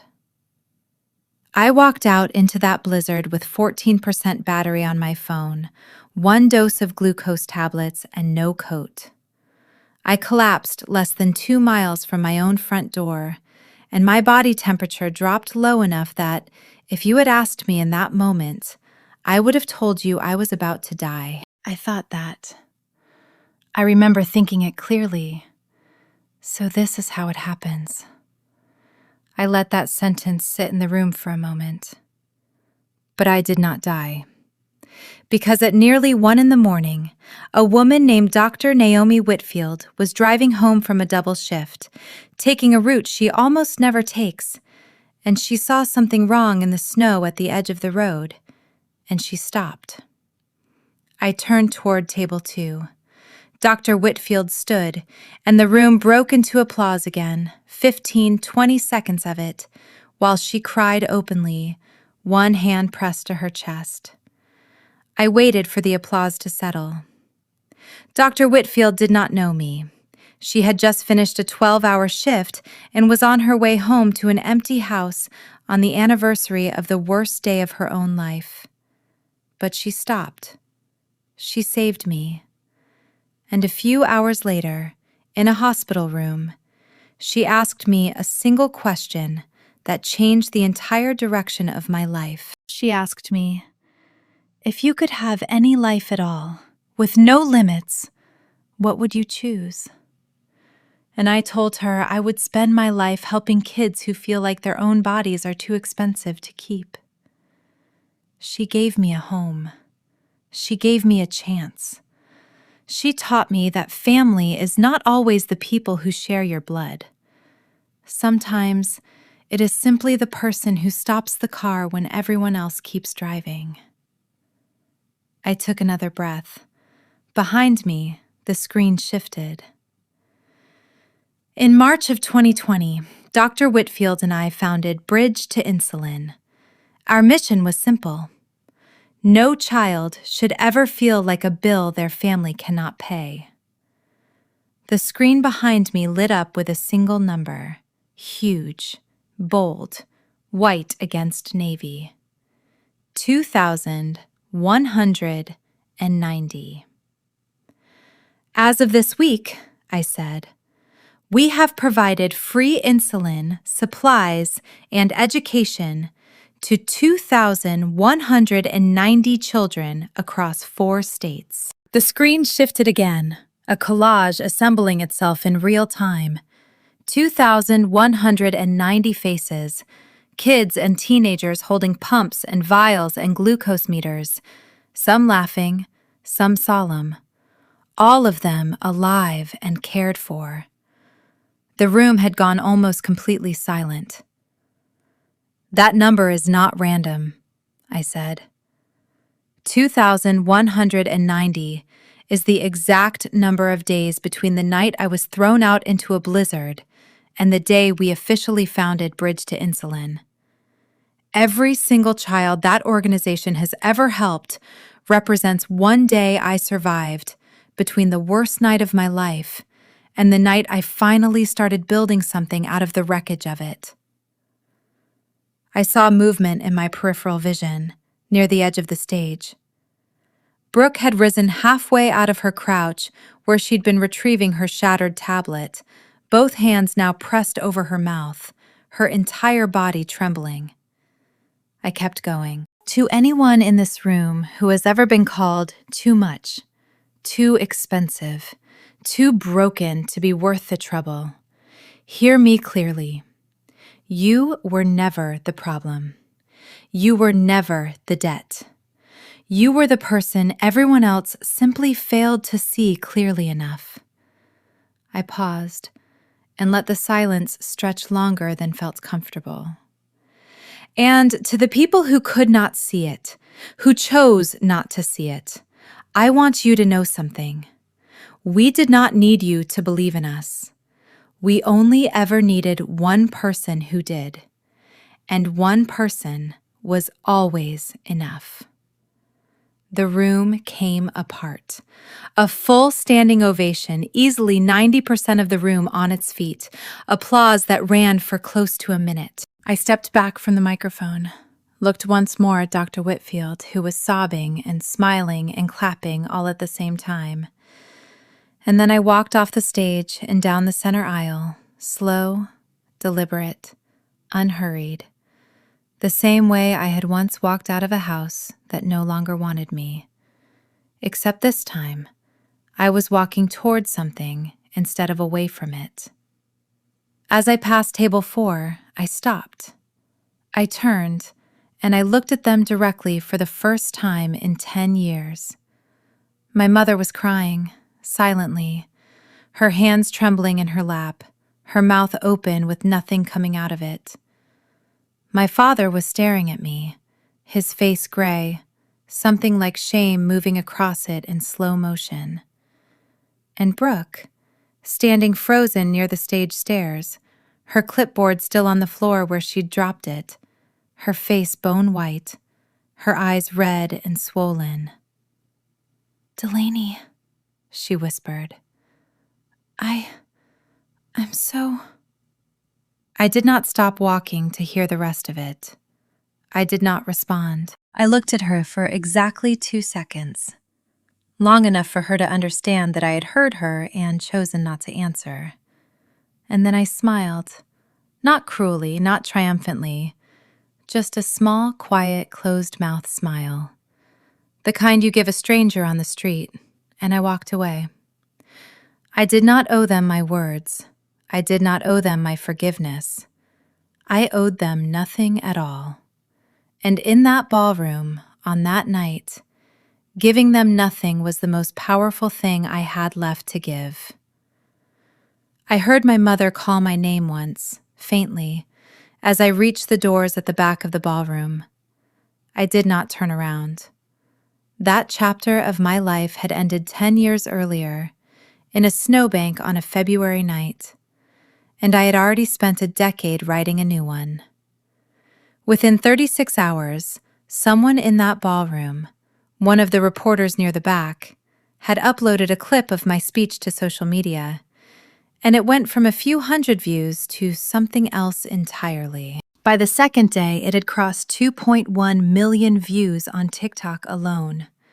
It was reposted across Instagram, shared thousands of times on Twitter, and picked up by local news outlets before spreading further: the Star Tribune, Care 11, and eventually a national health website that ran the headline, "Doctor reveals she was left in a blizzard at 19. Now she's saved over 2,000 kids." Another outlet ran a version that made my stomach turn every time I saw it shared. Rising Physician of the Year was once thrown out by her own family in a Minnesota blizzard. And underneath it, thousands of comments from strangers. I did not read the comments myself, not at first. Dr. Whitfield did, and every few hours she would come find me wherever I was in the house and read one out loud, her voice thick. I was called expensive too, by my own dad, for years. Thank you for saying it out loud. This made me cry at my desk at work, and I don't even care who sees. Where do I donate to Bridge to Insulin? I need to give this organization money right now. I haven't cried like this in years. Thank you for sharing this. By the end of the first week, donations to Bridge to Insulin had reached $240,000, more than we had raised in our entire first year combined. I sat on Dr. Whitfield's couch that first weekend, listening to her read message after message out loud, and I felt something in my chest that I did not immediately recognize, because it had been so long since I'd felt it in relation to that particular part of my life. It took me a full day to identify it as something close to peace. The emails started arriving on February 5th. My mother sent 6 of them over the course of 4 days, subject lines ranging from, "Please read this," to, "I need to explain to your father wants to talk to you," to. I did not open a single one. Brooke sent something closer to 60 direct messages across Instagram and a separate messaging app, along with 11 phone calls to a number she must have gotten from an old family group chat, all of which went straight to voicemail, because I had blocked the number the same week I changed it back in 2016 and never unblocked it. On February 9th, a physical letter arrived at Bridge to Insulin's office address, handwritten, 4 pages, forwarded to my personal address by our office manager, with a sticky note that just said, "This seemed important." I read it exactly once. "Delaney," it began, "I know you probably hate me, and you should. I took the money. I spent it on the boots, and I lied about it disappearing, and I let Mom believe you did it because I knew she would believe it faster than she'd believe anything I said myself. I was jealous of you. I know that sounds insane given everything you went through with your health, but I was. Mom talked about your strength constantly, your resilience, how proud she secretly was of how hard you fought every single day. And I never once felt like anyone was proud of me for anything that didn't involve a medal. I thought if you were gone, if you were finally, actually gone, there'd be room for people to just be proud of me without comparing it to anything. I was wrong. I have been wrong for 10 years. I'm so sorry.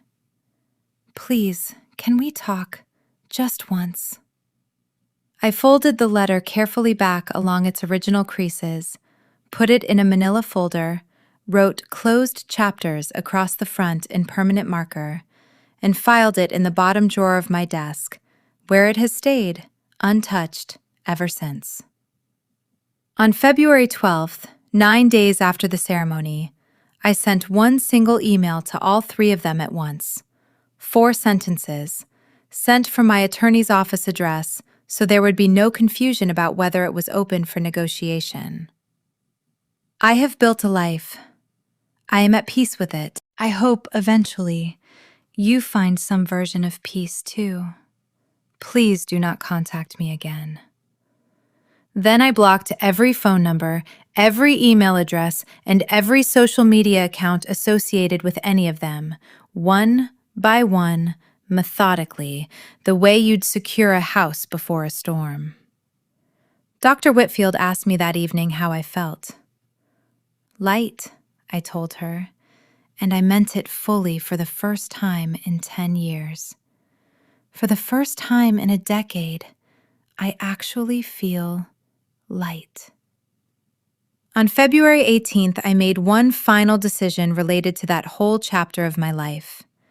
I personally donated $4,800, the exact amount of the accusation that had once been used to throw me out into a blizzard, to establish a new scholarship fund through Bridge to Insulin, called the Worth the Cost Scholarship, awarded annually to one pre-med or nursing student living with a chronic illness who had faced financial hardship because of it. In the announcement post, I wrote a single line that I meant more than almost anything else I have ever put in writing. This scholarship is for anyone who was ever told they cost too much to be loved. You didn't. You never did. A little over a year later, in the spring of 2026, I heard through a mutual acquaintance, a former high school classmate who still followed Brooke on social media, that Ellis and Vance Event Productions had quietly let her go.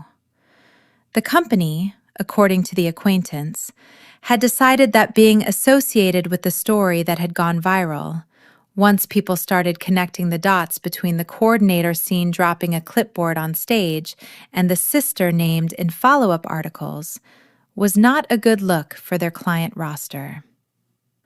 I did not celebrate when I heard that. I did not feel the surge of vindication I might have expected to feel.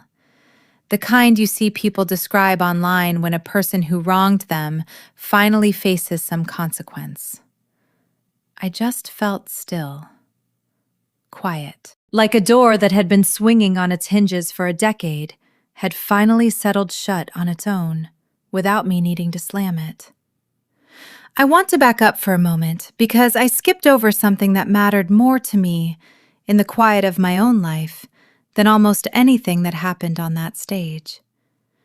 In my 3rd year of medical school, in the fall of 2022, I was assigned a rotation in pediatric endocrinology at Masonic Children's Hospital, and on my 2nd week there, I met a girl named Ruthie Kessler, 8 years old, recently diagnosed, sitting in an exam room with her mother, both of them looking shell-shocked in the exact way I remembered my own mother looking 22 years earlier, back when it was still her holding my hand instead of pulling it away. Ruthie's mother worked 2 jobs, one at a call center and one weekend shift at a grocery store. And when the attending physician started explaining the cost of a continuous glucose monitor, $400 a month, even with insurance covering part of it, I watched Ruthie's mother's face do the thing I had watched my own mother's face do 100 times as a child. That particular collapse of features when a person is doing math in their head that does not add up no matter how many times they run it. I stepped out into the hallway after that appointment and pulled up the bridge to insulin intake form on my phone, right there in the corridor, filled it out myself before I'd even finished my shift, and by the following week, Ruthie had a monitor, fully covered, no paperwork nightmare, no means testing beyond a single, simple form. I visited her a few times after that.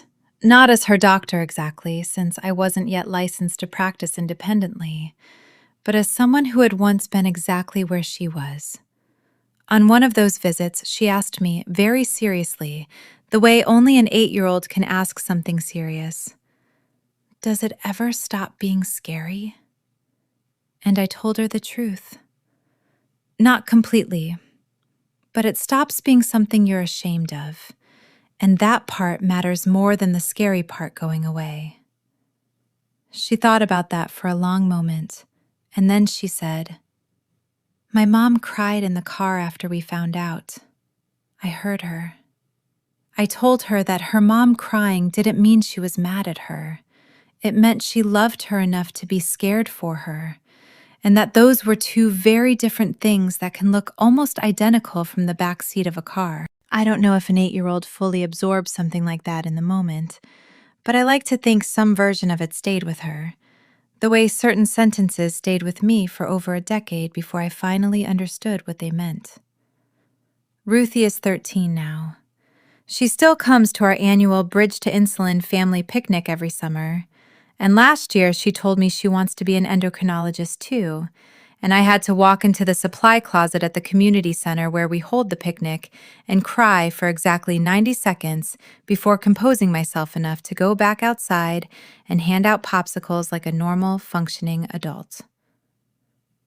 I also want to talk about something I did not put in my speech that night because it was too personal, too raw even for a room full of strangers who had already cried through most of a highlight reel. In my second year of residency, I started seeing a therapist named Dr. Priya Raghunathan, not because anything was in crisis, but because Dr. Whitfield had gently suggested, more than once, that surviving something does not automatically mean processing it, and that I had spent a decade building an entire career out of the wreckage of one terrible night, without ever actually sitting with what that night had done to me underneath all the achievement. It took me 11 sessions before I could say the word abandonment out loud, without immediately following it with a list of accomplishments, as if the accomplishments were required receipts to justify feeling hurt at all. Dr. Raghunathan pointed that pattern out to me gently in our 12th session. "You keep telling me what you built," she said. "Every single time you get close to telling me how much it hurt to be thrown away. I think you're worried that if you sit in the hurt without immediately following it with proof of your worth, some part of you still believes the hurt alone won't be enough to justify itself." She was right. It took me another year of sessions to fully sit with the idea that I had been worth protecting, exactly as I was at 7 years old, gasping through a birthday party, with no scholarships or nonprofits or medical degrees attached to justify that worth at all. That work, the quiet, unglamorous, unfilmed work of therapy, mattered every bit as much to my healing as anything that happened on that stage in front of 900 people. And I think it is important to say that plainly, because the viral speech made for a better headline, but the therapy made for an actual life. Dr. Whitfield came with me once, at my invitation, to a session focused on the concept of chosen family. And when Dr. Raghunathan asked her directly what she thought Delaney meant to her, Naomi did not hesitate. "She's my daughter," she said. Not a replacement for Caleb, never that. Just on her own terms, entirely separately, my daughter. I had never heard her say it that plainly before, not even in the 10 years we had lived under variations of the same roof. And I cried harder in that 50-minute session than I had cried on the stage in front of 900 strangers, because somehow it is always the small, quiet, unwitnessed sentences that undo you the most completely. There is one more thing I did not learn until much later, almost 8 months after the ceremony, and it recontextualized the entire 10 years in a way I was not prepared for. In October 2025, Bridge to Insulin held its 5th annual fundraising gala at a hotel ballroom in downtown Minneapolis, a much smaller, quieter affair than the Rising Physicians ceremony, mostly donors and families we had helped over the years. I was standing near the check-in table around 6 in the evening, going over the night's program with our events director, when I looked up and saw my mother standing at the edge of the room. She was not on any guest list. She had, I would learn afterward, purchased a single general admission ticket online under a name close enough to her own that our screening process hadn't flagged it. $150. The same price anyone could pay to walk through our doors. She was wearing a plain gray dress, nothing like the emerald one from the ceremony, and she looked smaller somehow, older, her hands wrapped tightly around a small clutch purse, like she needed something to hold on to. I could have had her removed. Our events director, who knew the broad outline of my history by then, looked at me with a silent question on her face, ready to intervene the second I gave any signal. I did not give the signal. I walked toward my mother instead, slowly, the way you'd approach something you were not entirely sure was safe. "You shouldn't be here," I said, when I was close enough that only she could hear me. "I know." Her voice was smaller than I remembered it. "I'm not here to make a scene, Delaney. I just wanted to see it, what you built. I read about it for months and I needed to see it with my own eyes just once, from the back of a room, without you knowing." "Why?" She was quiet for a long moment, and when she finally spoke, her voice had a rawness in it I had genuinely never heard from her before, not once in 19 years of living under her roof. "Because I think some part of me has known for 10 years that I did something I can never actually fix, and I have spent that whole decade telling myself a story where I was the one who had been wronged, where your sister's tears were more real than my own daughter's bank statements, because believing that story hurt less than admitting the truth. And the truth, Delaney, is that I looked at my own child freezing outside my door, and I chose comfort over you. I chose the version of events that required less from me. And no apology I could ever give you is going to be big enough to hold what that actually cost you." I did not cry. I want to be honest about that because I had cried plenty of times already thinking about this exact conversation happening someday. And I had always assumed, in those imagined versions, that I would cry again when it finally arrived. Instead, I just felt very still, very calm. The way I imagine the eye of a storm might feel if it were capable of feeling anything at all. "Thank you for saying that," I told her. "I mean that. But it doesn't change anything between us. I built a life that doesn't have room in it for people who need me to almost die before they'll consider whether they were wrong." "I understand." She nodded, and I watched her throat work as she swallowed something down. "Can I ask you one thing before I go?" "You can ask." "Are you happy?" I thought about the question longer than it probably needed, standing there in a ballroom full of 2,000 children's worth of insulin and second chances, with Naomi Whitfield working the room 40 feet away, introducing donors to families whose lives had been quietly rebuilt because a car stopped in a blizzard 11 years earlier. "Yes," I told her. I am. Genuinely, completely happy in a life you had no part in building. She nodded again, slower this time, and something in her face settled into an expression I couldn't quite name. Grief, maybe. Or the particular kind of peace that comes only after grief has run its full course. That's all I needed to know, she said. She turned and walked out of the ballroom without looking back, and I never saw her in person again after that night. She still sends a card every year around my birthday, always the same brief message, thinking of you, hoping you're well, no return address requested, no expectation attached. I have kept every single one of them in the same drawer as Brooke's letter, filed under the same heading. I do not open them right away when they arrive.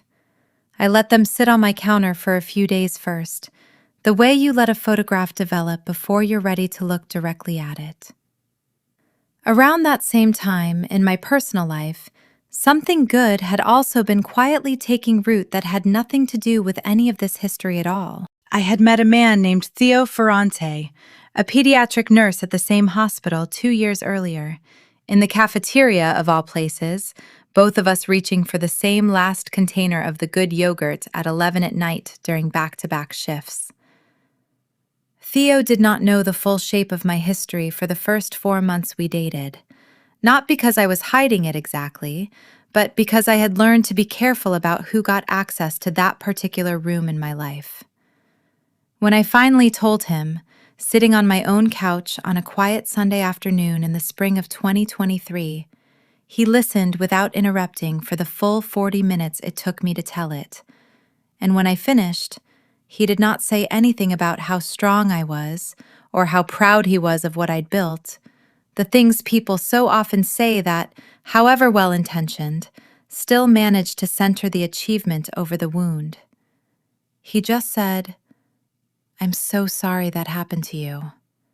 You deserved so much better than that," at every single point in that story. And then he asked if I wanted a hug or space, which is, to this day, one of the kindest questions anyone has ever asked me. Theo and I married in June of 2024 at a small ceremony in Naomi Whitfield's backyard. 40 guests, no members of my birth family invited. And Naomi walked me down a short aisle of folding chairs because I asked her to, and because there was genuinely no one else on this earth I would have wanted to do it instead. By 2026, Bridge to Insulin had grown far beyond anything Naomi and I had imagined sitting at her kitchen table with a folder of incorporation paperwork 6 years earlier. We had expanded into 6 states, from Minnesota out through Wisconsin, Iowa, North Dakota, South Dakota, and, as of that January, Nebraska. We had a staff of 19, a warehouse in Fargo that processed and shipped supplies to families in rural areas where the nearest endocrinologist might be a 3-hour drive away, and a growing partnership with 4 regional hospital systems that had started referring newly diagnosed families to us directly from the hospital bed, the exact moment when a family is most frightened and most likely to fall through the cracks of a system that treats insulin as a luxury item, rather than the difference between a living child and a dead one. Not every story ended the way I wanted it to, and I think it's important to say that too, because it would be dishonest to make this sound like an unbroken march of triumph. In the fall of 2025, a family in rural Wisconsin, the Voskuhls, reached out to us after their 16-year-old son, Kellen, had gone nearly 3 weeks without insulin because his mother had lost her job and their insurance had lapsed before our intake process could catch up with them. By the time our regional coordinator got a call through to the family, Kellen was already in the ICU at a hospital in Eau Claire in severe diabetic ketoacidosis, the same condition that had nearly killed me at 7 and had actually killed Naomi's son Caleb at 16, the exact same age. I drove out to Eau Claire myself that weekend, not in any official capacity, just as a person who understood what that hospital room felt like from both sides of the bed. Kellen survived, but it was close enough that I spent that entire drive home replaying every version of what might have happened if our intake process had moved even 3 days faster. And I came back to Minneapolis and completely rebuilt our emergency triage protocol from scratch over the following 2 months, cutting our average response time from 11 days down to under 48 hours for any family flagged as an urgent case. Kellen is doing well now. He sent our office a card last Christmas with a drawing of a snowplow on the front, because apparently that's what he wants to drive when he grows up. Not anything to do with medicine at all, which somehow felt like exactly the kind of ordinary, unremarkable dream that our whole organization existed to protect. A kid gets to want to drive a snowplow instead of just wanting to survive. That, more than any award, is the actual measure of whether any of this has mattered. I tell that story not to end on a note of triumph, but because I think stories like mine get flattened sometimes into simple arcs: thrown out, saved, successful; revenge, done. And real life does not actually work that cleanly. There are still nights I dream about the snow. There are still moments, more than I'd like to admit, when a certain kind of cold wind against my face sends my body straight back into that particular blend of panic and resignation I felt lying in that snowbank at 19. Healing was never a single stage on a single night in a single ballroom. It has been 6 years of therapy, a marriage built on someone asking whether I wanted a hug instead of praise. Thousands of small administrative decisions inside a nonprofit that exists specifically because one child almost died the way another child actually did. And a slow, ongoing practice of letting myself simply exist without constantly justifying my worth through output. In January of 2026, I received an email that meant more to me, in some ways, than the Rising Physician Award itself. Dr. Erin Yee, my original pediatric endocrinologist from childhood, the one who had once looked at my emaciated 12-year-old body and quietly asked my mother whether everything was all right at home, had retired the previous spring and had apparently been following bridge to insulin's growth from a distance for years. He wrote to tell me he still had my old chart somewhere in an archived file, that he remembered me clearly, the quiet kid who always answered every question about my own blood sugar management more precisely than kids twice my age, and that he wanted me to know he had thought, even back then, that I would end up doing something remarkable with my life. He just hadn't guessed it would look exactly like this. I printed that email out and put it in a frame, the only piece of correspondence from my entire childhood medical history that I have ever chosen to display rather than file away. On February 3rd, 2026, exactly 11 years to the day since the night I was thrown out into a blizzard, I stood outside our newest clinic location, the 12th Bridge to Insulin site in Duluth, Minnesota, overlooking Lake Superior. It was snowing lightly that evening, just a few loose flakes drifting sideways in the wind off the lake. Nothing like the wall of white that had nearly killed me 11 years earlier. The temperature read 19 degrees, cold but survivable. The ordinary kind of Minnesota cold, rather than the kind that puts you in a snowbank. I was standing there, holding a paper cup of hot chocolate someone from the local hospital foundation had handed me, wearing a real winter coat, a good one, that I had bought for myself with my own money, in front of a lit sign that read, "Bridge to Insulin," because no child should feel expensive for the simple act of staying alive. A little girl came running out of the clinic's front doors before I'd even finished my hot chocolate, maybe 7 years old, the exact age I had been at my own birthday party all those years ago. bundled in a puffy purple coat with a continuous glucose monitor visible on the back of her arm. She spotted me near the entrance and broke into a full run. "Dr. Ashford!" She threw her arms around my legs before I could even crouch down properly. "My mom said I can go ice skating this weekend because my numbers have been so good, and I've never been able to go before because we were always scared, but now I'm not scared anymore." I knelt down to her level and hugged her back properly, and over her shoulder I saw her mother standing in the doorway, wiping her eyes with the back of one hand, mouthing a silent thank you that needed no further explanation. Naomi walked up behind me a moment later, her own coat dusted lightly with snow, and put a hand on my shoulder the way she had 100 times over the past 11 years. "You did it," she said quietly. I looked back at her. "No, we did it." That night, back at my own apartment, Theo already asleep on the couch with a medical journal open on his chest, I sat by the window for a long time just watching the snow continue to fall outside, lighter now, almost gentle. And I let myself think, fully and deliberately, about everything that had led to this particular quiet evening. I thought about the porch, the deadbolt turning, the wind that had felt like a physical blow against my face. I thought about my mother's expression in that doorway, the one that had told me, more clearly than any words could have, exactly how little I was worth to her in that moment. I thought about Brooke's smile through her fingers, the sharp, calculated version of her I had spent so many years trying to unsee and could never quite manage to unsee completely. And I thought about the version of myself lying in that snowbank at 19, believing, with a strange and exhausted certainty, that the kindest thing she could do for everyone around her was simply to stop.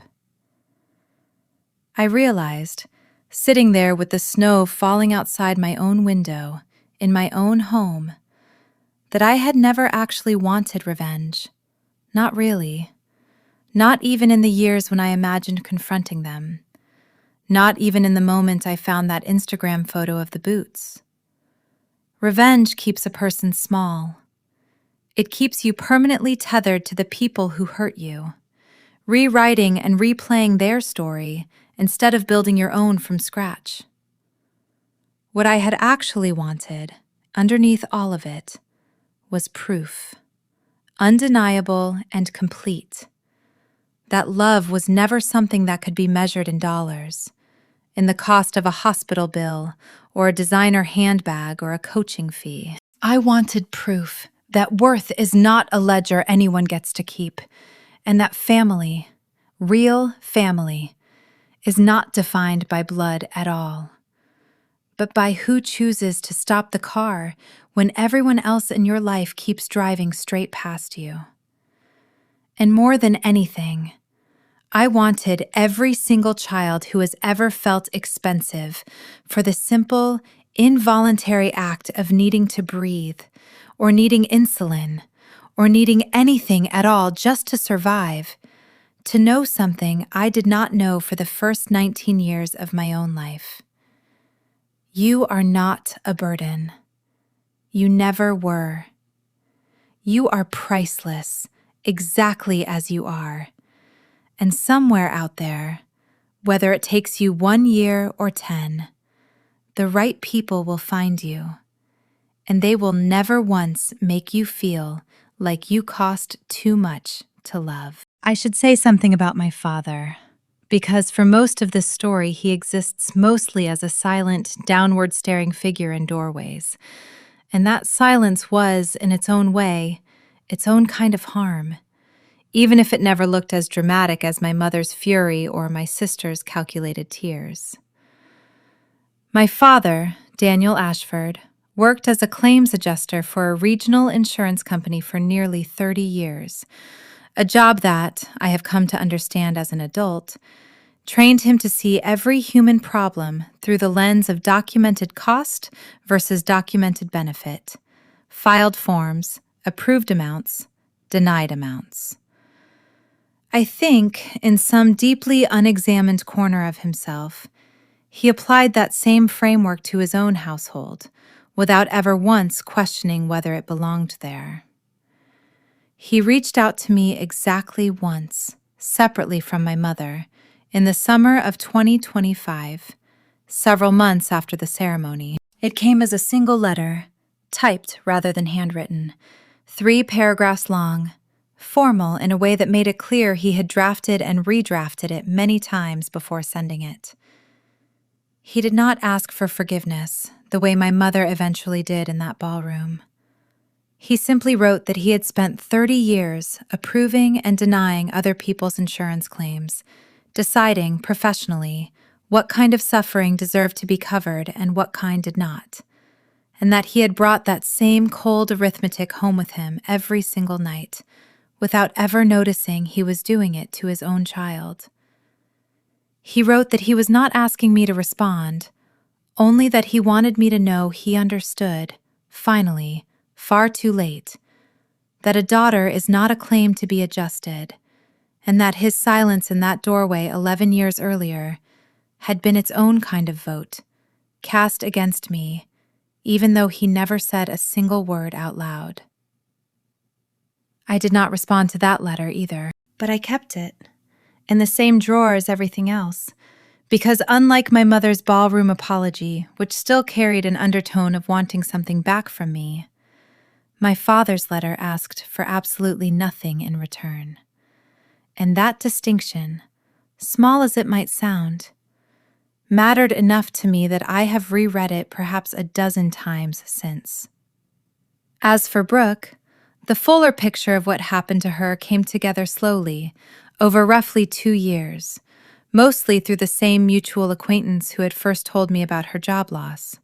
After Ellison Vance let her go in the spring of 2026, she attempted to start her own independent event planning business, using her maiden professional reputation and a small loan from our parents.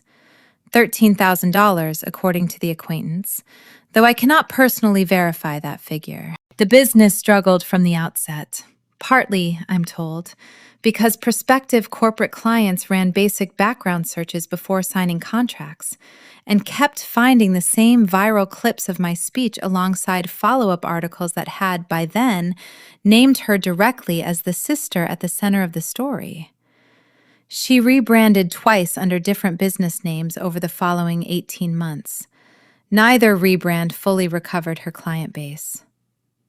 As of the most recent update I received, she was working in a mid-level administrative role at a skating rink in the eastern suburbs of the Twin Cities, no longer coaching, no longer coordinating major events, essentially returned to the same rinks where her entire childhood identity had first been built, except now on the other side of the glass, managing schedules and rental fees for other people's children instead of skating herself. I want to be honest about something uncomfortable here, because I think honesty matters more than looking generous in a story like this one.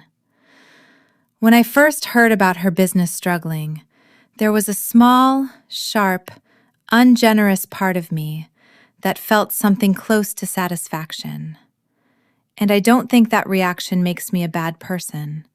I think it makes me a person who is genuinely harmed and is allowed to feel complicated things about the person who harmed her.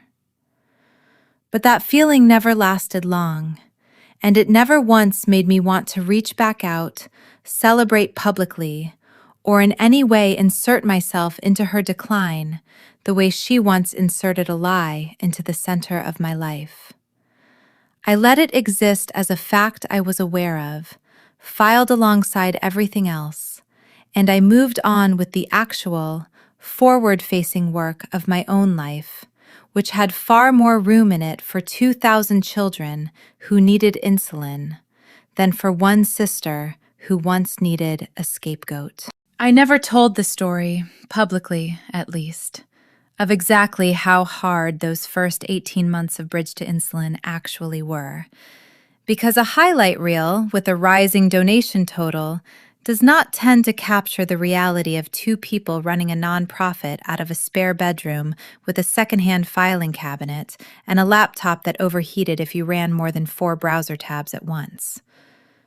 In our first 6 months, we were rejected by 11 separate grant applications, including 2 from major national diabetes foundations that told us, politely but firmly, that our model of direct, unconditional insulin distribution without extensive means testing was, in their words, financially unsustainable at scale. Naomi took each rejection harder than I expected her to, given how composed she otherwise was under pressure, and I came to understand, slowly, that every rejection letter felt to her like one more institution quietly agreeing that Caleb's death had simply been an unfortunate, unpreventable statistic, rather than the direct result of a system that made insulin a luxury rather than a right. Our first real donor, the one who effectively kept the organization alive through that first difficult year, was a man named Walter Osei, a retired pharmaceutical executive who had spent 30 years working for one of the very insulin manufacturers whose pricing had made Naomi's own home rationing decision necessary in the first place. He found us through a small local newspaper article about our warehouse distribution day in St. Cloud, and he showed up in person, unannounced, on a Tuesday afternoon in June of 2020, and asked to see our books before he would commit to anything. Naomi, characteristically blunt, told him we barely had books worth seeing yet. We had a spreadsheet and a shoebox of receipts. He laughed, harder than either of us expected, and said that was, in his experience, usually a better sign than a nonprofit that had already hired a marketing department before it had helped a single family. He wrote us a check that day for $15,000, and over the following 4 years became not just our largest individual donor, but an active board member who used his decades of industry knowledge to help us negotiate bulk purchasing agreements directly with manufacturers, cutting our per-unit insulin costs by nearly 40%. He told me once, sitting in Naomi's kitchen during a board meeting, that he had spent the back half of his career quietly uncomfortable with pricing decisions he had no direct control over, but had nonetheless benefited from for decades, and that funding Bridge to Insulin was, for him, less about charity and more about a kind of overdue accounting of his own. I think about that conversation often, because it taught me something important about how change actually happens. Not usually through dramatic reversals, but through people quietly deciding, one uncomfortable realization at a time, to use whatever position they're in to do something different than what they did before. I completed my endocrinology fellowship in June of 2026 and became board certified 2 months later, and Naomi threw a small dinner at her house to celebrate, just the 2 of us, Theo and Walter Osei, who brought a bottle of champagne he insisted on opening himself, despite Naomi's mild protests about the mess. At some point during that dinner, Naomi raised her glass and said, simply, "To Caleb, and to Delaney, and to every kid in between who just needed somebody to stop the car." Nobody said anything for a moment after that, and then Theo, gently, raised his own glass and said, "To stopping the car." And we all drank to it. And I thought, sitting at that table surrounded by people who had chosen me for no reason beyond simply wanting to, that this, exactly this, ordinary dinner, cheap champagne, a slightly overcooked roast chicken Naomi always insisted on making herself despite being a famously mediocre cook, was worth infinitely more than anything that had happened on any stage, in front of any crowd, with any number projected 20 feet tall behind me. If you have made it this far into my story, I suspect there's a reason you started watching in the first place, and I want to speak directly to that reason for a moment before I let this story close. Maybe you are the person in your family who has always been told, in ways loud or quiet, that you cost too much, that your needs are an inconvenience, that your existence has to be justified through achievement before it's allowed to simply be. Maybe you have a sibling who has learned that hurting you is easier than confronting their own unexamined resentment. Maybe you have a parent who mistakes silence for neutrality, when in reality, silence, in moments that matter, is its own kind of choice, and it is very rarely a neutral one. I want you to know something I did not know at 7 or at 14 or at 19, freezing in a snowbank, convinced that stopping was the kindest thing I could do for everyone around me. Your worth was never up for negotiation. It was never something that could be offset by a scholarship, or diminished by a hospital bill, or reassigned to whichever sibling required less daily maintenance to keep alive. You do not owe anyone a smaller version of your needs in exchange for their comfort.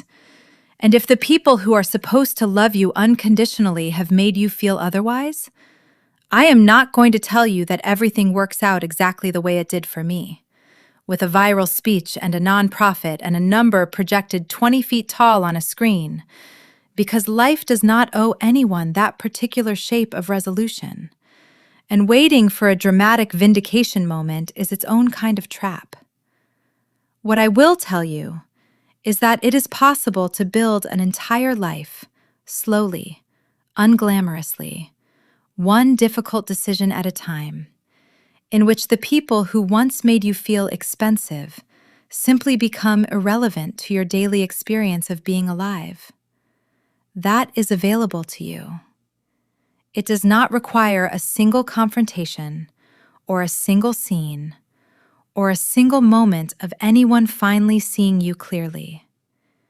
It only requires you deciding, one ordinary Tuesday at a time, that you are worth building a life around. I think, often, about the man on the light rail platform who gave me his coat that night and walked away before I could even properly thank him. I never learned his name. I have looked, over the years, in a way that probably says more about my own need for closure than about any realistic chance of finding him. Checked in with outreach workers at the shelter on Franklin Avenue, described him to a few people who work with the unhoused community in that part of Minneapolis, all without success. I like to think, whoever he was, wherever he ended up, that some part of him knows, even without ever hearing my name attached to a headline, that the coat he handed a shaking teenage stranger on the worst night of her life did more good in this world than he probably ever imagined it could. If I could say one thing to him, it would be the same thing I try to say, in some form, to every single child who walks through the doors of a Bridge to Insulin clinic. You mattered enough to help, exactly as you were, with nothing required of you in return. That is the whole lesson. I have simply spent a decade trying to build an organization large enough to say it to as many people as possible. The number 2,190 is not the end of the count. It grows every single week. Another child, another family, another kitchen table where nobody has to do the same devastating math I once watched my own mother do out loud in front of me at 17 years old. I do not know what the final number will look like by the time I am done with this work, whenever that day eventually comes. I only know that every single digit represents a day I survived, and a day, somewhere, that a child did not have to feel expensive for the simple, involuntary act of needing to stay alive. That is the story. Not a story about revenge, in the end, no matter how satisfying the ballroom scene might have felt in the moment. A story about a car that stopped when it absolutely did not have to. About a stranger's coat on a subway platform. About a therapist's patient repeated question about why I always led with achievement instead of hurt. About a marriage built on someone asking whether I wanted comfort instead of praise. And about 2,190 children and counting who will never have to learn what I learned at 7 years old. That love, in some households, comes with a price tag attached. In mine, eventually, against every early indication that it never would, it stopped being conditional. It just took building an entirely new family from scratch, out of a stranger's headlights in a blizzard, to get there. There is one detail I have saved for last, because I only fully understood its significance recently myself. In September of 2026, in my new role as an attending endocrinologist at Hennepin County Medical Center, I was called down to the emergency department to consult on a patient in diabetic distress. A young man in his early 20s who had been found unresponsive near the intersection of Chicago Avenue and 26th Street, the exact same stretch of sidewalk where Naomi Whitfield had found me 11 years earlier. The paramedics had gotten a call from a passerby who noticed him collapsed near a shuttered storefront.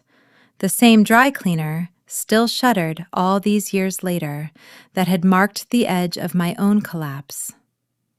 I stood over that gurney for a moment before beginning my exam, and the strange, vertiginous feeling of standing on that exact geographic point, on the professional side of the crisis this time instead of the patient side, nearly knocked the breath out of me the way the cold itself once had. His name was Marcus Boyer, 22 years old, type 1 diabetic since childhood, uninsured since aging out of his parents' plan the previous year, rationing insulin for the past 6 weeks because a new job's insurance hadn't kicked in yet, and the vials at full price were simply beyond what he could afford on a paycheck that also needed to cover rent. He was stable by the time I got there, thanks to fast work by the responding paramedics and the ER team, but stable in the way that means the machinery held, not in the way that means anyone should feel comfortable about how close it came. I sat with him for 20 minutes after his lab stabilized, longer than a typical consult requires, and I told him, plainly, that I understood exactly what the last 6 weeks had felt like for him. The quiet, daily math of stretching a vial that was never designed to be stretched. The particular shame of needing something as basic as medication and not being able to simply have it. He looked at me like he didn't quite believe a doctor in a white coat could actually understand that kind of math from the inside. And I told him about bridge to insulin, about the intake form I could fill out with him right there in his hospital bed before he was even discharged. No means testing beyond the basics, no waiting weeks for approval. Insulin and a monitor waiting for him by the time he left the building. He cried, quietly, in the way people do when relief arrives so suddenly, after so much sustained fear, that the body doesn't quite know what to do with the sudden absence of the thing it had been bracing against for weeks. Before I left his room, he asked me how I knew so much about what it felt like, and I told him briefly that I had once been found on that exact same sidewalk myself, 11 years earlier, and that the woman who found me had built the very organization that was about to make sure he never had to go through what he'd just gone through again. He was quiet for a long moment, and then he said, "So somebody stopped for you too?" I told him yes. He nodded slowly, like something in that sentence had rearranged a few things for him, and said, "Maybe that's just how it's supposed to work. Somebody stops for you, and then eventually you're the one who stops." I have thought about that sentence more times than I can count since that afternoon, because as far as I can tell, A 22-year-old stranger on a gurney managed to articulate, in a single, unguarded sentence, the entire architecture of everything I have spent the last 11 years of my life trying to build. I went home that evening and told Theo about Marcus over dinner, and later that night, unable to sleep, I walked to my desk and pulled out the manila folder in the bottom drawer, the one labeled Closed Chapters, the one holding Brooke's handwritten letter and my father's typed one, and every unopened card my mother has sent since that night in the ballroom. I did not read any of them again. I simply held the folder for a while, feeling its weight in my hands. And then I put it back, exactly where it belonged. Closed, filed, finished. And I went to check on tomorrow's clinic schedule instead, because that, in the end, is where my actual life has always lived, not in the folder of everything that was taken from me, but in the calendar of everyone I still get to help. People sometimes ask me, when they hear this story for the first time, whether I ever think about what would have happened if Naomi Whitfield had not taken the long way home that night, if she had followed her usual, faster route back to her apartment, instead of the detour she only ever drove on the anniversary of her son's death. I used to spend a lot of time on that particular hypothetical in my 20s, lying awake doing the same kind of compulsive math I'd once done with dollar amounts and college funds. Except now, the math was existential instead of financial. I don't do that math anymore. Not because I've resolved it, but because I've come to understand that the exercise itself was just another version of the old habit, needing to quantify my own worth. This time by calculating exactly how close I came to losing it entirely. What I think about instead, these days, is a much smaller and stranger detail that I left out of my award speech because it felt too small to matter in front of 900 people, but which has come to mean more to me than almost anything else in this entire story. When the paramedics loaded me into the ambulance that night, one of them, a young EMT I never got the name of, tucked a spare blanket around my shoulders and said, quietly, more to himself than to me since I was barely conscious at that point, "Hang in there. We've got you now." We've got you now. Not "you're going to be fine," not "don't worry," just a simple statement of custody, of care, delivered by a total stranger doing his job on a freezing February night. I did not remember that sentence clearly until nearly 4 years later, during a particularly difficult session with Dr. Raghunathan, when it surfaced suddenly and completely out of nowhere, and I cried for almost the entire 50 minutes, not from sadness exactly, but from the overwhelming delayed realization of how many strangers in total had chosen to catch me that night.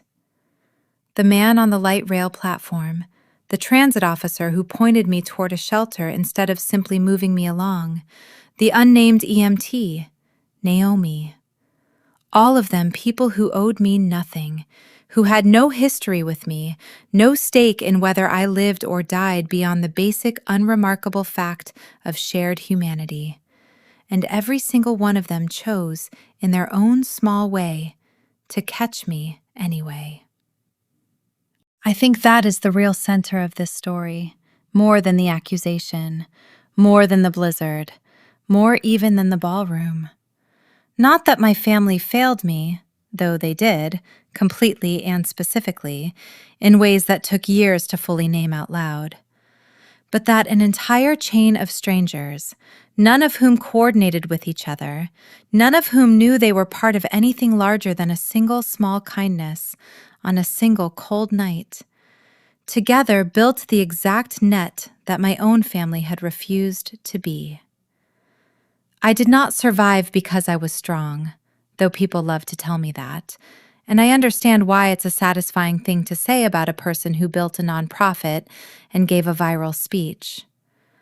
I survived because enough strangers decided, independently and without any expectation of thanks, that a shivering teenage girl on a sidewalk was worth 30 seconds of their evening.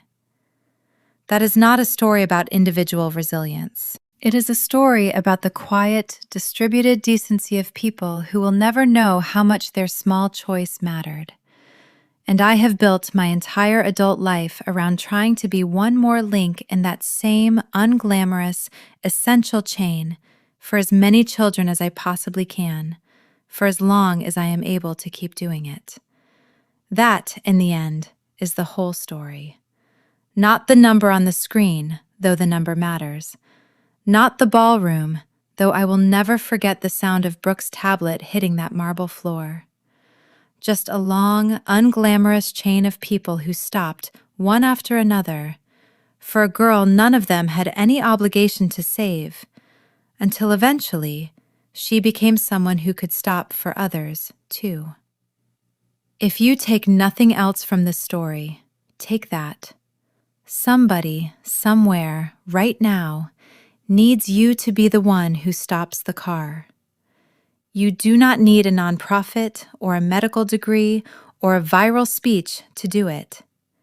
You just need to actually stop. I still keep an old, cracked glucose meter from when I was 19 in the top drawer of my desk at the bridge to insulin office.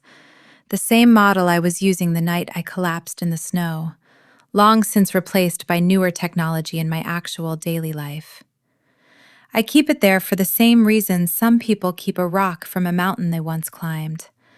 Not because it is useful anymore, but because it is proof, tangible and physical, that a version of me survived something specific and real, and that the survival was not a metaphor. Sometimes, on hard days, when a grant falls through or a family we could not help in time calls with news we did not want to hear, I open that drawer and hold the old meter for a minute, and it grounds me back into the actual scale of things, reminds me that the work is slow and imperfect and occasionally heartbreaking, and worth it anyway, every single time. Naomi retired from clinical practice in the spring of this year, though she still serves as chair of the Bridge to Insulin Board and shows up at the office at least twice a week, whether anyone asks her to or not. On her last day of clinical work, the staff at Hennepin County Medical Center threw her a small party in the break room, sheet cake from the same grocery store chain, coincidentally, that had once misspelled my name on a birthday cake when I was 7 years old. And when it came time for people to say a few words, I stood up and told the room, in front of colleagues who mostly knew me only as a competent, somewhat private endocrinologist, the short version of how she had found me and what she had built with me afterward. Naomi cried. I cried. Half the break room cried, including a resident who had only started that month and had no idea what she was walking into that afternoon. I do not know what the next decade holds for Bridge to Insulin, or for the number that keeps climbing, or for whatever version of my family continues to exist somewhere in Minneapolis without me in it. I know that Theo and I are expecting our first child this coming spring, a detail I have not shared publicly anywhere outside of a small circle of people who matter to me. And I know that when that child is born, whatever their health turns out to look like, they will never once hear the words "too expensive" applied to their own existence in this house. Not on the worst night of any illness, not during the hardest financial year we might ever face. That, more than any award, more than any viral number projected on any screen, feels like the actual final chapter of everything that began on a porch in a blizzard 11 years ago. Not the recognition, not the vindication, just an ordinary, quiet, unremarkable kind of safety finally, for the family I get to build entirely on my own terms, starting now.